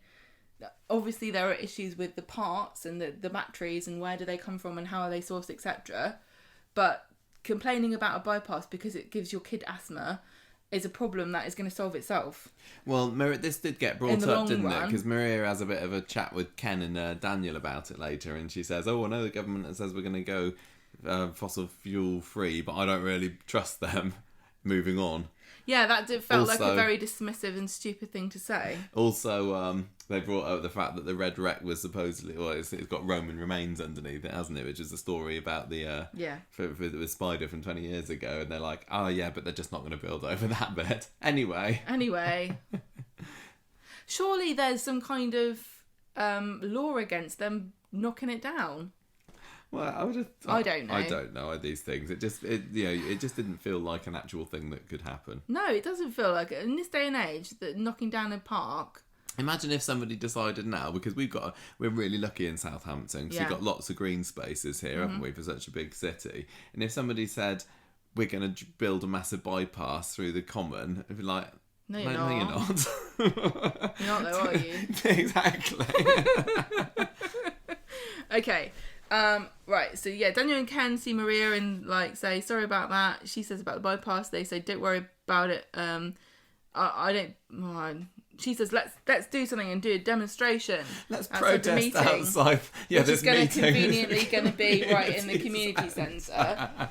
Which hasn't been used. I don't believe that. Because I was kind of half watching this on Wednesday, and I was thinking, why are they going to go and do a demo? Are they going to go and protest at Weatherfield Town Hall or something? And then it's like, oh no, what they protest? Are they going to the community centre, or are they going to meet in the community centre before they go to? Oh no, they are actually having the meeting at the community centre. That doesn't. I don't think that doesn't make sense, no. Maybe they like to go in a tour of the place that they're going to wreck. Yeah. I think Boris Johnson should try that. Roy and Mary are there, as you might imagine. A crowd gathers. Aggie turns up. She eventually says she's got to go because she's got a casserole on. She said, I can't get arrested, I've got a casserole on. I enjoyed That's probably Aggie's best line, and I think she's rapidly becoming my favourite Bailey. Yeah. What was in the casserole, though? That's the question. Pineapple juice and... Roadkill. No. There's probably a lot more of it recently because of all the cars careening down Coronation Street at the moment. She probably kind of scuttles out every morning and picks up the squirrels and gets a shovel and foxes off of the road and says, I can get a bit of meat out Pineapple of this. Juice, lamb and potatoes. Casserole. Yeah. Aggie surprise. They have a chant, don't they? Air pollution's not a lie. Please don't let our children die. Actually. Now, again, such hyperbole and ridiculousness. If you want people to believe and care about what you're saying, you need to be honest and truthful about it. You need, who's died in Weatherfield from cars parked on the road? Lisa Duckworth. Parked? Yes. There was lots of, well, maybe not parked. There was lots of traffic going down Coronation Street. It's undeniable that air pollution has a negative impact on people, and obviously nobody wants it to happen. But saying that children are dropping dead like flies about it is pretty stupid. And also, children die of COVID and nobody wears a mask, so you expect people to care about your pollution problem. Phil turns up and they're like, oh hooray, he's come to help us, and he's like, no, I'm on the planning committee. Dun dun dun. Revelation of the week. Were you shocked? I was just thinking, did we know that he was the counsellor before? I can't really remember. I would have thought he probably would have told Fizz though. It might have come up in conversation. Fizz has not let him get a word in edgeways. All the time they've known each other, she used to be going, oh, Tyrone, my ex, his Romanian girlfriend. Yeah. I thought it was weird that he and Maria had so much to say to each other. Well, no, it was Fizz and Maria kind of. I know that's what you said to me, but it felt like somebody was being a proxy for somebody else in this scene. Honestly, Maria's still going off on one. She records a soundbite for the Gazette and feels like, look, let's chat later. So they go to the cafe, and he says to her, "I'm on your side, but there's nothing I can do. There's lots to consider. For example, did you know a quarter of Weatherfield's residents are registered disabled and they need a lifeline?" I don't get what does that mean. What, to go to Cheshire? They need cars. Can't just ban cars in Weatherfield because people need This cars. is what I mean, it's self-evident, isn't it? This is why the EastEnders storyline was so much better. Because the guy was like, look, I'm a burger restaurant. What do you want me to do? I have to sell burgers no matter what day of the week it is. Whereas this was like, oh, you want to ban all cars in the world? And he was like, yes, burn every car. Well, you were asking for a ridiculous thing that can't possibly happen. There are so many things. Everybody knows, who's listening to this, the intricacies of trying to balance doing something good for the environment and living a normal, practical life.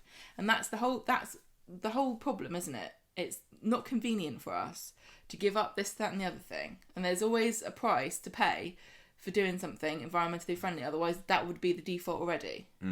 Coronation Street has just gone beyond the logic into fantasy world where people knock down playgrounds to build rocket ship launchers, and children are being building us up for this when they had the Coronation Street thing 2 weeks ago, where they were just hoping that our disbelief was still suspended from a fortnight ago when they introduced this idea. The whole thing is a misfire, if you ask me. But I do appreciate what he said about you can't just get rid of cars because how are people going to get around? I don't believe that a quarter of Weatherfield's residents need a car because they're disabled. Where did that figure come from? I don't know. There must, every other person that lives there must be disabled then. Because there's only one disabled person who needs a car on the street at the moment, and that's Aggie. Oh, yeah, that's right. Aggie. Izzy, yeah. Everybody else, literally everybody else. Izzy doesn't need a car at the moment. She's not allowed to leave the house. She's fine.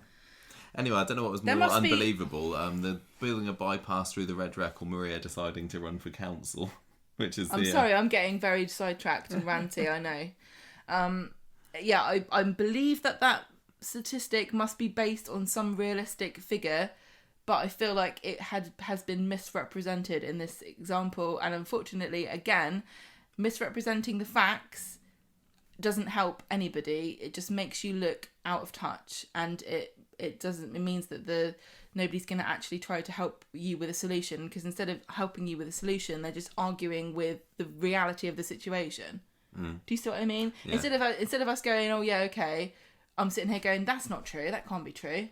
How is that possibly true? I think that maybe there are more people disabled in Weatherfield because they're all falling off cliffs and getting shot with random guns and everything, and involved in knife crimes, all this. Billy fell off a cliff and he's fine. I suppose Jack's disabled, but he can't drive. No, not yet. Who else could be? Anyway, it doesn't matter. He says, get into a club, though. Feels like, look, why don't you put your money where your mouth is, you annoying bitch, and become a council member in May? And she's like, do you know what? I reckon people at home would absolutely love to watch this storyline stretch out to May. No, when he said it, I was like, May? May, oh no, God, please, no. Can't you call it early? She says, yes, that's brilliant. I'm going to phone Chris and says, I've got a new angle that you're after.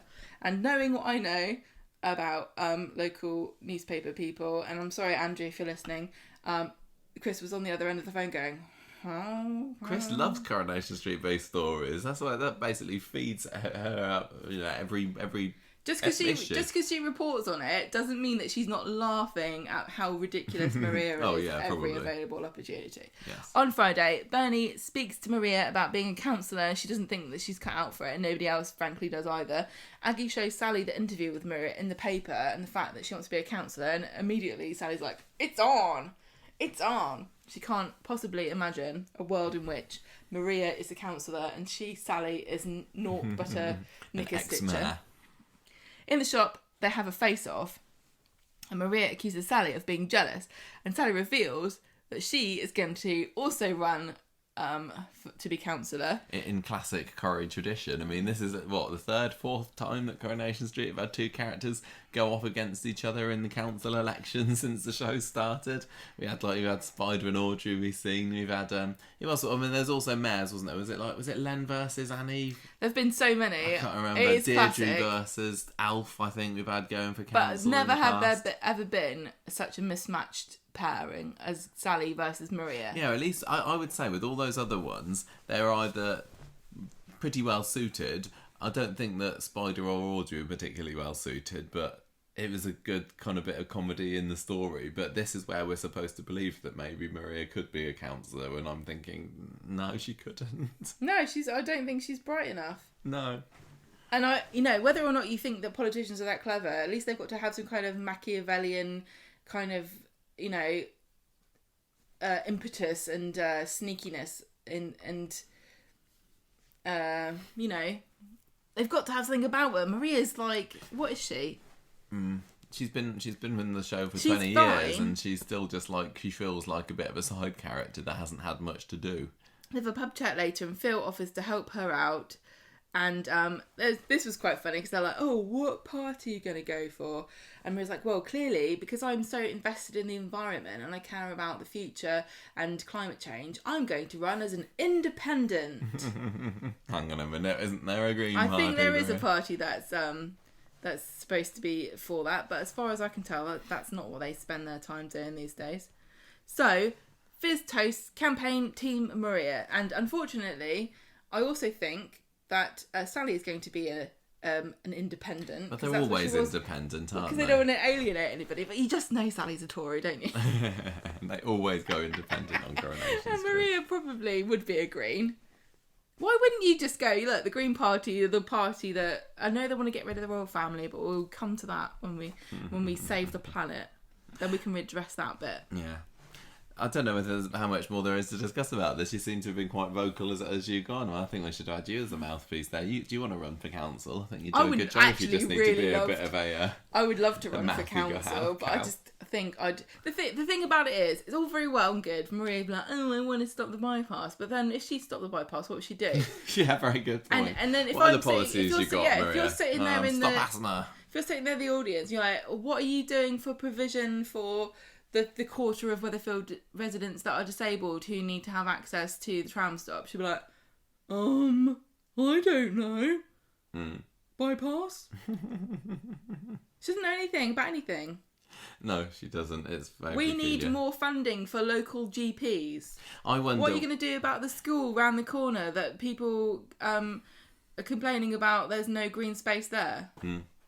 I wonder whether this is going to tie in with Gary's eventual downfall, because having Maria be elected as a councillor and then it turns out that her husband, yes, they showed each other their rings, didn't they? Show us your rings. They are married. It's classic. If it turns out that words. the Weatherfield councillor is married to a murderer, that sounds like a Britain's Got Talent Week super soap story. Weatherfield revelation. I think I predicted something Maria that might was happen rubbing in Sally's nose in the time. fact that she was in prison and she lost her councillorship or whatever. Yeah, do you know what I say? I can't wait to hear what Tim thinks about this. And Maria, you were also in prison, weren't you, that one time when you married Pablo to a gay illegally, man to get him a green card.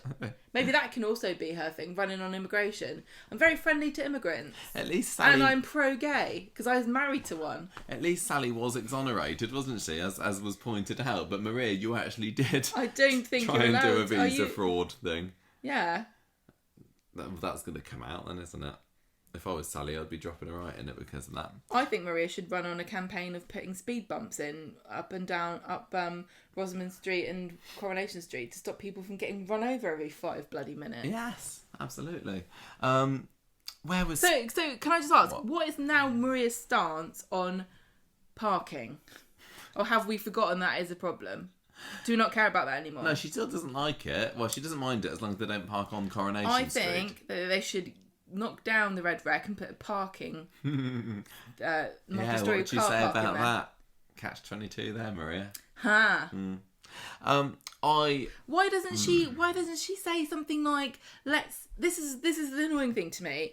She could do something like, let's install a bunch of electric charging posts up Rosamond Street so that people can park there and charge their cars that are electric, and it would incentivise people to get electric cars and they wouldn't have their diesel cars and their petrol cars blowing smoke all over my kid. Well, I'd vote for you. They had an electric charging car post, so they got rid of it because the company that was paying them wasn't paying them anymore. As far as I know. I think that... I think it was weird that there was no Toya in this storyline. She was like... Toya was well out of it. Massively notable by her absence. Toya was like, this is stupid and makes no sense. I'm not going to be involved. The fact that we say why did they have Maria doing it when she's shown no bent for this kind of thing in the past, whereas conversely we have Toya who has climbed up a tree and been chained to railings and run a juice bar with an eco warrior. We didn't see hide nor hair of her this week. It was very odd. I don't know. I don't get the thinking there of no, let's not bother putting Toya in. Is she just too tied up with Elsie or in ran things? But no, I think that was really, really, really stupid. Or she could have at least been cheering out of her window because they were protesting right outside their flat, weren't they? Going, yeah, I'm with you, Maria. Yeah, and Maria and Toya are supposed to be friends. It was a bit weird that they're like, let's get Ken and Mary in here. That's who we need. And Aggie, she's got casserole though. She's got to go. Yeah, it was odd. And also, I do wonder, like, if you're going to do something about climate change, was the idea of getting Spider back in for a little one-off appearance, was that ever brought up? I wonder. Did they ask, what's his name, Martin something or other, I can't remember, to come back to Coronation Street for a one-off? I would have loved that, and we could have had a little tie-up with Emily, what's she up to at the moment? Because this week on EastEnders, they had some random brother turn up, didn't they? Yeah. The brother of the woman that was going out with that married to the awesome Eve. He turned up, a character that hasn't been in the show for a little while. He came in for an episode, then was bogged off again by the end. All we needed was a couple of scenes of Spider there, but maybe having Spider would have spoilt the story, because basically once the protest was over, everybody kind of went home, and I think if Spider had come, he probably would have done a better job of rallying people up and making it last longer than half an hour.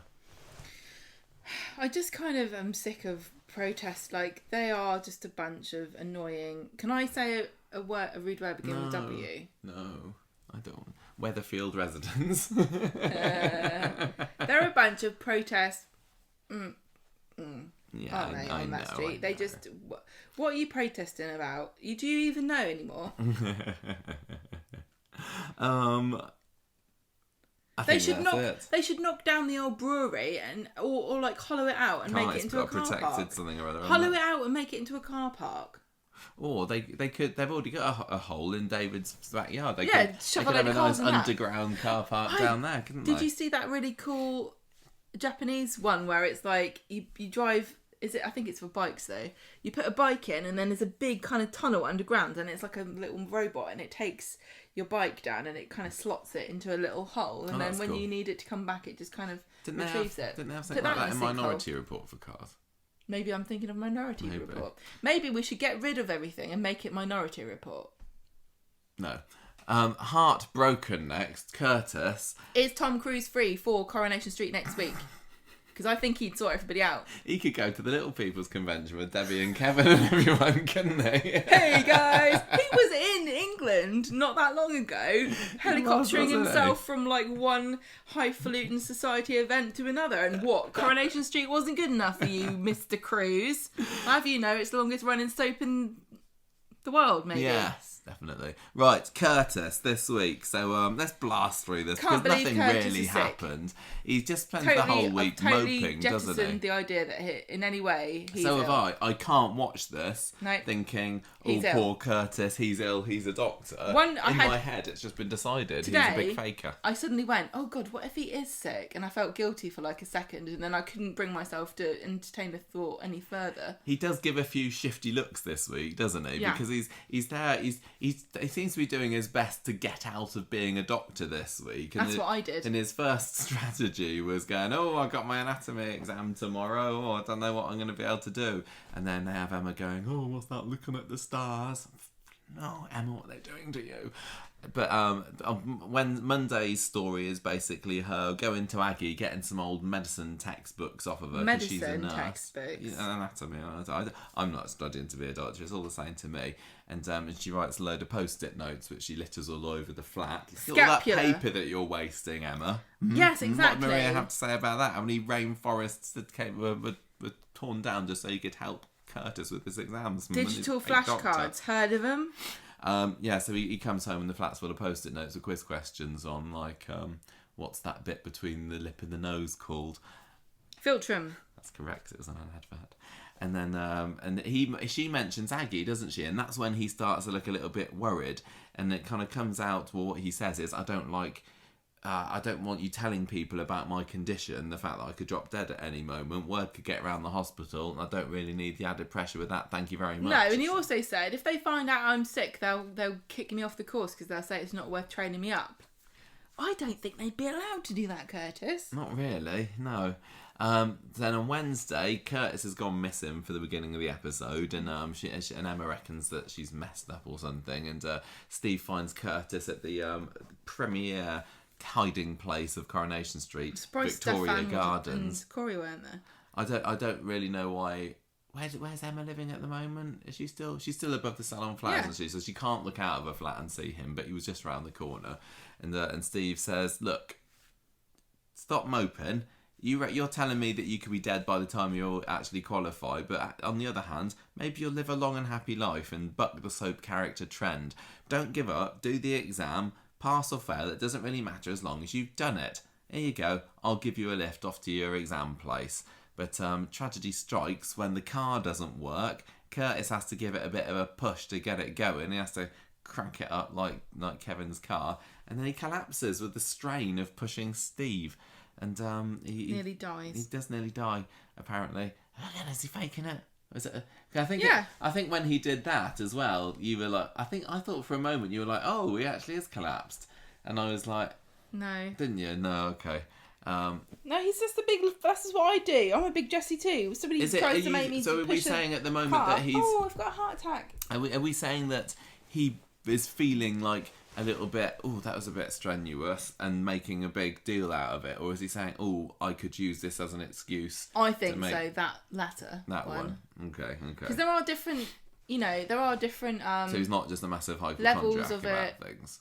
Well, there's different, I don't know enough about it. It's called facetious disorder, and I know that it's a thing that people really do suffer from. I just hope that if Corey's going down this route, they're not going to make it an issues-based storyline, and we don't have to, raise money for people who've got Munchausen's. You know what I mean? Let's just make this a silly, soapy, nonsense storyline where it's fantasy and it's just a silly thing, and they don't ever mention the word.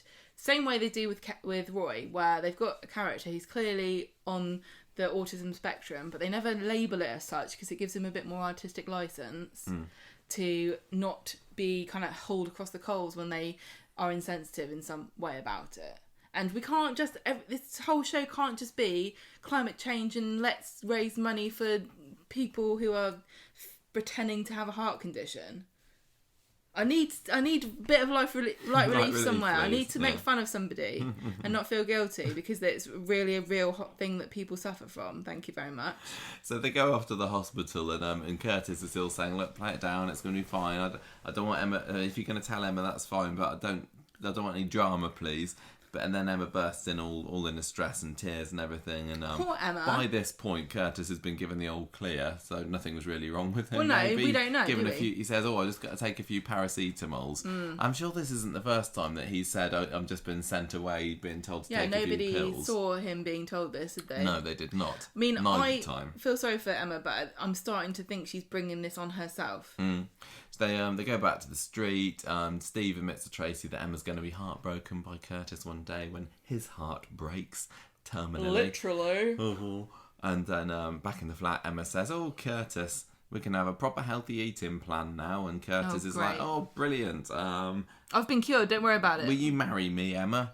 So hooray, we've got a proposal there. And Friday says yes. is basically, she does. Friday is spreading the news. Everyone going, "You barely know him, but okay, She's like, "Look, he's going to die soon, I suppose." Easy come, easy go. That's how I like my fiancés. Yeah, and Curtis decides. Or husbands. He says to Emma at the end of the episode today, "I'm going to drop out of medical school because I don't want to waste another minute there when I don't know how long I've got left. I want to spend every living minute with you, my love." Convenient. And then there was also a Steve when I was really not paying attention. There was a scene where where Steve talks to Daniel about Sinead when she had a terminal diagnosis and was that really bad? And what was going on? Well, in he that just said, scene? "Look," he said it was quite funny. I thought this was another good example of the script writers writing something that felt quite honest and it wasn't like flowery or anything. Because Steve said, when you married Sinead, even though you knew that she had like a terminal disease, was it okay? Which is like a really clumsy way of saying, like, you know, how did you cope with this? But not very eloquently put, you know, was it okay? It doesn't really make, you know, it's not the sort of thing you'd normally say to somebody. But I really like the fact that it was in there because you don't always have to be, you know, flowery and clever to get across what your heart is trying to say. And Daniel knew what Steve was getting at. And he just said, it was all right, it was okay, you know. I would never change what I did. I wouldn't not marry her knowing what I know now. Yeah. I'm glad that I did. And that's all he really needed to hear because he just is imagining Emma having a heart broken and he doesn't want that to happen. So if we put to one side the moment the possibility that Curtis is actually faking it and being I can't. I literally can't. What do you think about this Emma and him getting hitched? If he really is sick, I just can't. I can't picture it. I really am so convinced. Because I've seen people online saying, "Oh, he's going to drop dead on the wedding day" or something tragic like that. He's becoming more dishevelled by the day. Do you think that's what's wrong with him? He just needs a shave. No, when the proposal came on Wednesday, I was like, "What's his grift? What's his angle? What's he working?" I'm doing so well with my spoiler avoidance at the moment. I don't know anything that's going to go on. And I didn't know that Abi and Kevin were definitely going to get married. I certainly didn't know that this proposal was going to take place. So it caught me off guard. And the reaction that Steve and Tracy gave when they found out on Friday pretty much matched mine of like, Yeah. I think, what? They don't even know each other. But I suppose it is quite in Emma's character to be a bit kind of flighty and impulsive. Like you before. And it's a bit of a princess, you know, fairy tale. The thing is, romance the for her, thing isn't is, it? the Apart thing from is the prince is going to die. About Curtis is that he's not basing any of this doom and gloom off any information that he's been given by anybody. Nobody said to him, "Oh, you should probably take it easy and not, you know, make any long-term plans like going to medical school because you'll probably die before the end of it." He's just basing it off of the fact that he's got this thing that nobody knows what it is. I just don't believe him. But why is he going to marry Emma? What's it in him? What's in it for him? Because she hasn't got any money. No, but there is like the possibility of he's doing all this to get his hands on that sweet Ollie cash, isn't he? Well, I'm convinced... hasn't she got any? I can't remember whether she's got any money from because she's. If she had any money, she would have used it to Curtis already. She's had to borrow this money from Steve. So you haven't finished talking, have you? Because Steve ends up offering Emma the money that he and Tracy have saved so that Curtis can get this specialist opinion about what's wrong with him. Yeah. And it seems quite obvious to me that Curtis is going to take this money and say he went to a specialist. I imagine there'll be some stupid reason. He's quite lucky that COVID's still going on because you can't go with people into hospitals a lot of the time for appointments. So he could just go into this booper place and be like, where's the toilet? And then come out and half an hour later go, yeah, they said they don't know what's wrong with me and they need more money. Is he just going to milk the McDonald's for all they've got? The thing is, he doesn't seem like nasty, does he? The trouble is... There's a couple of looks of him looking worried, but there's no impression at all that he's a nasty piece of work. He seems like a soppy idiot. Yeah, but is he? I'd really love it if... Because at the moment, I'm not fussed at all by the character of Curtis. He's a bit of a nothing character. But if they turned round and if he was suddenly like I am actually an evil villain, that could be quite great, I think. If they if he's been being very restrained in his performances at the moment and making a character that's kind of a bit dull so that he can launch into this amazing Curtis. Brilliant. I'm sure there's been another character like that before in Corrie that seemed like a nobody character, but then suddenly exploded into someone much more interesting when the storyline. No, I don't think it is Jude. I can't remember. I really wish I remembered that there was somebody. It's in the last couple of years. Somebody who didn't seem that interesting, but then I don't know. Maybe it will come to me later. So, I hope it happens soon. Anyway, the thing is about if he's got this Munchausen's, what is now called facetious disorder, it isn't actually to do... Well, actually, no. Because there's a very famous case in America of Munchausen's by proxy, which is Gypsy Rose Blanchard, I think, is her name. And this is by proxy. And so it was a mum and her daughter. So Dee Dee Blanchard was the mum, and it was basically a grift. She had a daughter, and she made her very sick. She actually imposed the sickness on her and had her have special had operations and things that she insisted that she needed. This poor kid of hers, and shopped around for doctors until she found somebody who was sympathetic and agreed with her without asking too many questions.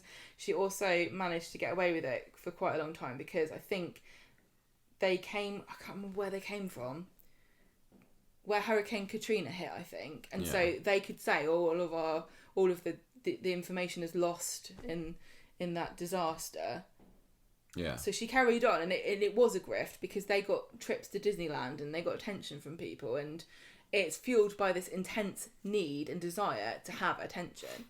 But the ending of this story, because you don't know what the ending of this story is, do you? No. So Dee Dee Blanchard is the mum and Gypsy is the daughter. Yeah. Gypsy went online, found herself a boyfriend, and got the boyfriend to murder her mum. Oh.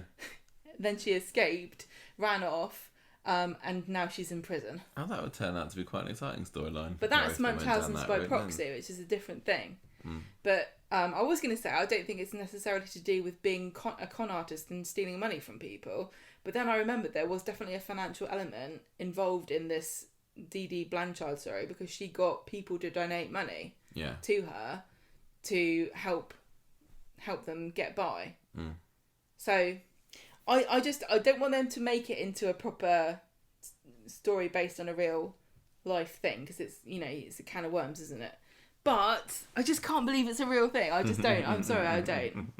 I hope that we find out soon because we've been wondering this for too long, haven't we? I also don't believe that string out until Christmas or beyond the two. People like to criticise the NHS, and it has very many shortcomings. And I know there are examples of people who have things that are wrong with them that need treatment that the NHS won't fund, and it's tragic and horrible. But I just can't believe the NHS would go, well, I don't know what's wrong with you. Just try not to fall over. Yeah, have a couple of paracetamols. You'll be fine. I guess that is true, though. They do stuff like that.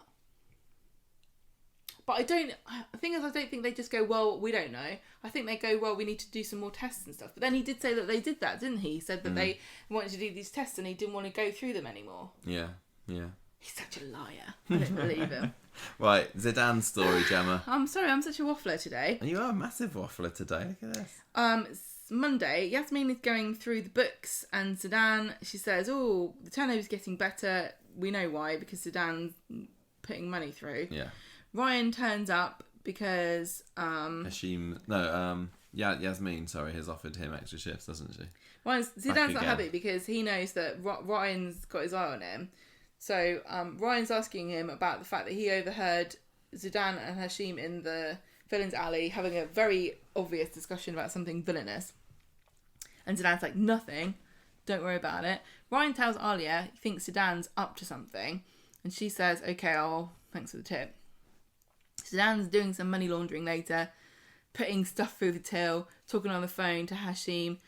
Craig comes in right as he's talking about money laundering. He's on the phone, kind of quiet, but not really that quiet. Zidane can have a word, and then it turns out he wants to talk to him about the fact that Alia thinks that Zidane's father-in-law Hashim has been giving him grief and hassling him. So Zidane says, don't worry about it, and Craig says, well, you can complain if you want to, and I'll do absolutely nothing about it, as per usual. So Zidane says, no thanks. He tells Alia and Ryan to keep their noses out. Then he has a go at Ryan, and Ryan says to him that he's still in love with Alia. Then on Wednesday, we get Alia being in love with Ryan without him noticing. They're going to get back together. Yeah. Zidane gets a text saying the clock is ticking. So he comes back and he's hired the food van again and tells Alia and Yasmeen that he reckons he can make a go of it. And he tells Hashim when he phones him later that he's got a plan. Ryan offers to help him. He refuses. He comes back. He goes off to make money. He comes back with 800 quid. And Yasmeen's proud of him. 800 smackaroonies, actually. I think was the currency that he was paid in. Yeah, so, yeah. I really thought it was so cringy when Craig was obviously trying to impress Zidane by saying how spicy he likes his curry. Such a stupid... I would have put Craig more in the Korma category myself. It's like no one actually cares if you like spicy curries, apart from other people that like spicy curries. And well, Zidane probably is quite into spicy curries. Why? Well, he's a foodie, isn't he? You can't taste the flavour of spicy curry. I'm just going to say. Right, I'm not going to say anything more about that. Don't care about this. Not it's much very really stupid. happened. The idea that you can put 50 grand through one restaurant and a food truck in like a month is ridiculous. Yes. End of story. Also, completely dull this week was the Danny story. Debbie asked him to put a little menu together because she wants to do some kind of private what? Who's Danny? Danny, you know. Everyone's forgotten who Danny is. He's the person underneath the wolf's costume in the Coronation Street. James's boyfriend, who's a chef. Yes, first kiss after COVID in Coronation Street. Such Come a on, romance. you remember, keep up. He's been in about 5 episodes, it feels like. And about half of them have been with James. Have you noticed how every single person who gets a job working at the bistro is Weatherfield's top chef for about 5 minutes? And then I know, they all swarm to the bistro, don't they? It's the place to go. Yeah. So he's puts together this menu for Debbie because she wants some new private dining experience, and Uncle Ronnie thinks it's lovely, chocolate goat or whatever, and Ronnie says, "Oh, you got talent, my boy," and but meanwhile things aren't going good for James because he felt a bit of a pain in his bad knee when he was doing some football today, you know, where he fell off the curb the other week and hurt himself, and Danny says, "Oh, it's all right, I'll go to physio with you." And he goes on to today's episode and he's going to help him out with his exercises. Do you reckon that chocolate goat recipe was given to him by Aggie? Yeah. And then he gets poached. Ronnie comes to the restaurant with his mate who turns out to be a restaurant owner, and he's like, "Danny, I'm opening a new restaurant in London. Do you want to come and run it for me?" And he's like, "Oh, but I'm going out with James and he plays for Weatherfield County. What shall I do?" He's not very portable. The last scene of the episode is James being found in the pub by Danny, and he's going on about football and my bad leg, and he's like, "Oh, good job I got you, Danny, my amazing boyfriend who would never leave me." Yep. And that was that story. Sorry to all the James and Danny fans out there that maybe wanted us to give as much attention to that as we did to the Abi story, but found it kind of dull. And then finally we had the Tasha's to Ashes storyline where Sam's still being very mute but he's come out of the toilet at least, so there's progress. And there was a quite nice scene with Nick and George, wasn't there? Where he's when Nick's just talking about how difficult it is to look after this grieving kid, and he doesn't know what to do, and George is just like, just be his dad. And Here's a book. What? You interrupt me. Here's a book. That's what he said. Oh, sorry. I thought you. Oh, excuse me. I'm paying attention. George writes down the title of a book. Gave him a book. And we don't know what the book is because you didn't say, but I assume it's Cat in the Hat. It's like, if he reads this, he'll bloody love it. He'll know, he won't even think of his mum again. Doctor Seuss. And then he has a bit of a cry. Nick does for Audrey later, and Brian and Martin get a shout out. And, good. And that's about it, really. And she says things are going to be okay. So it was kind of nice, but it didn't do anything particularly for me other than remind me that Nick finds it difficult to be a dad to a grieving child. Well, which I probably could have guessed it myself. Yeah. With this crying and stuff. Yeah. That's it for this week's Coronation Street. That fizzled out a little bit towards the end, didn't it, with those last stories? It was it definitely felt like a C story week with the Abi and Kevin and Nina stuff that has been an A-list story this year, but still fizzling out a little bit for me. I'm just gonna say it. I'm gonna give it two sharks with good PR out of 5, and I'm gonna give Debbie my character of the week because I thought she was awesome and she's full of life and personality and vim and excitement. Yeah, and the scenes with Abi that she had were fantastic, and the fact that she forgave Abi and said, right, let's go along with this wedding, and she wants to do a private dining experience, which sounds good to me. So I absolutely love Debbie from what we saw her this week. As long as it was nice things. I wouldn't like my chocolate goat. So yeah, I'll swap you for anybody else 2, who wants to did come. I say 2.5 or 2? I'm saying 2. 2. Wow. And Debbie this week. What about you? Oh man, I'm just it's not 2. Was for me. I enjoy getting mad about it though. I'm just talking about this and like how riled up I'm getting about it. I'm kind of confusing whether I was mad about how it wasn't that bad. There were some good scenes. There were some good scenes. I really enjoyed the stuff with Nina and Abi today. That was a really sweet way to end the story. It's quite exciting that we got to see, Stefan and Corey. Maybe it didn't live up to expectations, but it was still quite dramatic. I really enjoyed Gary being a psychopath with a hammer. Yeah, I think there were more bits like that you enjoyed that didn't really take my fancy. The whole thing with Maria and this climate change thing is just completely nutty. It's illogical from beginning to end. Nobody has any clear motivations for what they're doing and why they're doing it. And most of the people who live there don't seem to care. Honestly, what's that about? So I think I give it 3. Okay. 3 saved planets. 3 meatless Mondays. Oh, nice. We should do it a crossover. We should give it a crossover score.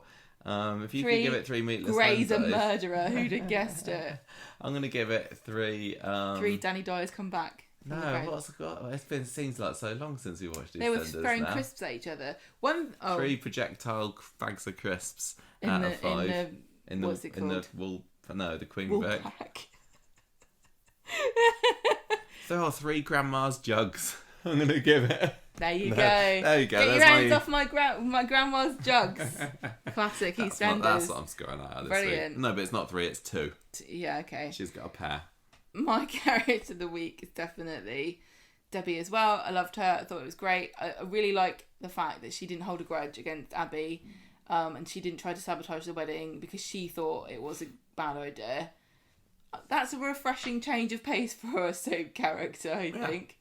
I'm just so glad that they decided to give Sue Devaney another chance, because when she had her come back, what was it, 2-3 years ago now? I can't remember. And she just popped in to give Kevin his auntie Vi's money. Yeah. So that was a bit weird. Kind of nice to see her back again. And and then thought that was it, and then they brought her back for the Ray story, and it's like, okay, maybe she's going to be gone after that, and now it feels like she's here forever. Honestly, which just is think lovely. she's absolutely fantastic. I think she's so good. She's a really strong actress. I really enjoy watching her. She's got that twinkle in her eye that I absolutely love, and she is also so she's a sort of really good with the cut downs and put downs as well. She's just good with everything. I think she's brilliant. And I love her. So putting in a scene with Sally Carman, you can't go wrong. No, I love her frankly insane fashion sense as well. You can tell, no matter what it looks like and how weird her outfits are, you can tell they're expensive. I want to send her a pair of earrings. I know. Oh, that'd be so so up cool. on the telly. I tell you what, if Coronation Street wants to raise some money for charity, they could do that. Like, pick Debbie's next pair of stupid earrings. Is she the new Bet Lynch? Maybe. Bet Lynch, except rather than buying all of her stupid earrings from whatever the 1970s equivalent of Primark was, Debbie gets hers from Liberty's. Yes. I think, well, there's going to be another auction of Julie Goodyear stuff coming up soon, isn't there? Willowwood Hospice are doing another Don't we do it for news bit? We do, but I haven't written notes about that. I've forgotten about that, so maybe we can get some from there. Anyway, we have got a news bit, and that's what's going to be coming up next. I hope you didn't mind the moaning too much. I'm sorry if I was... Sorry, Planet. No. I'm sorry if my thoughts were scattered and strange and incoherent. But I felt very passionately about how stupid that storyline was. And again, sorry for all the bangs outside.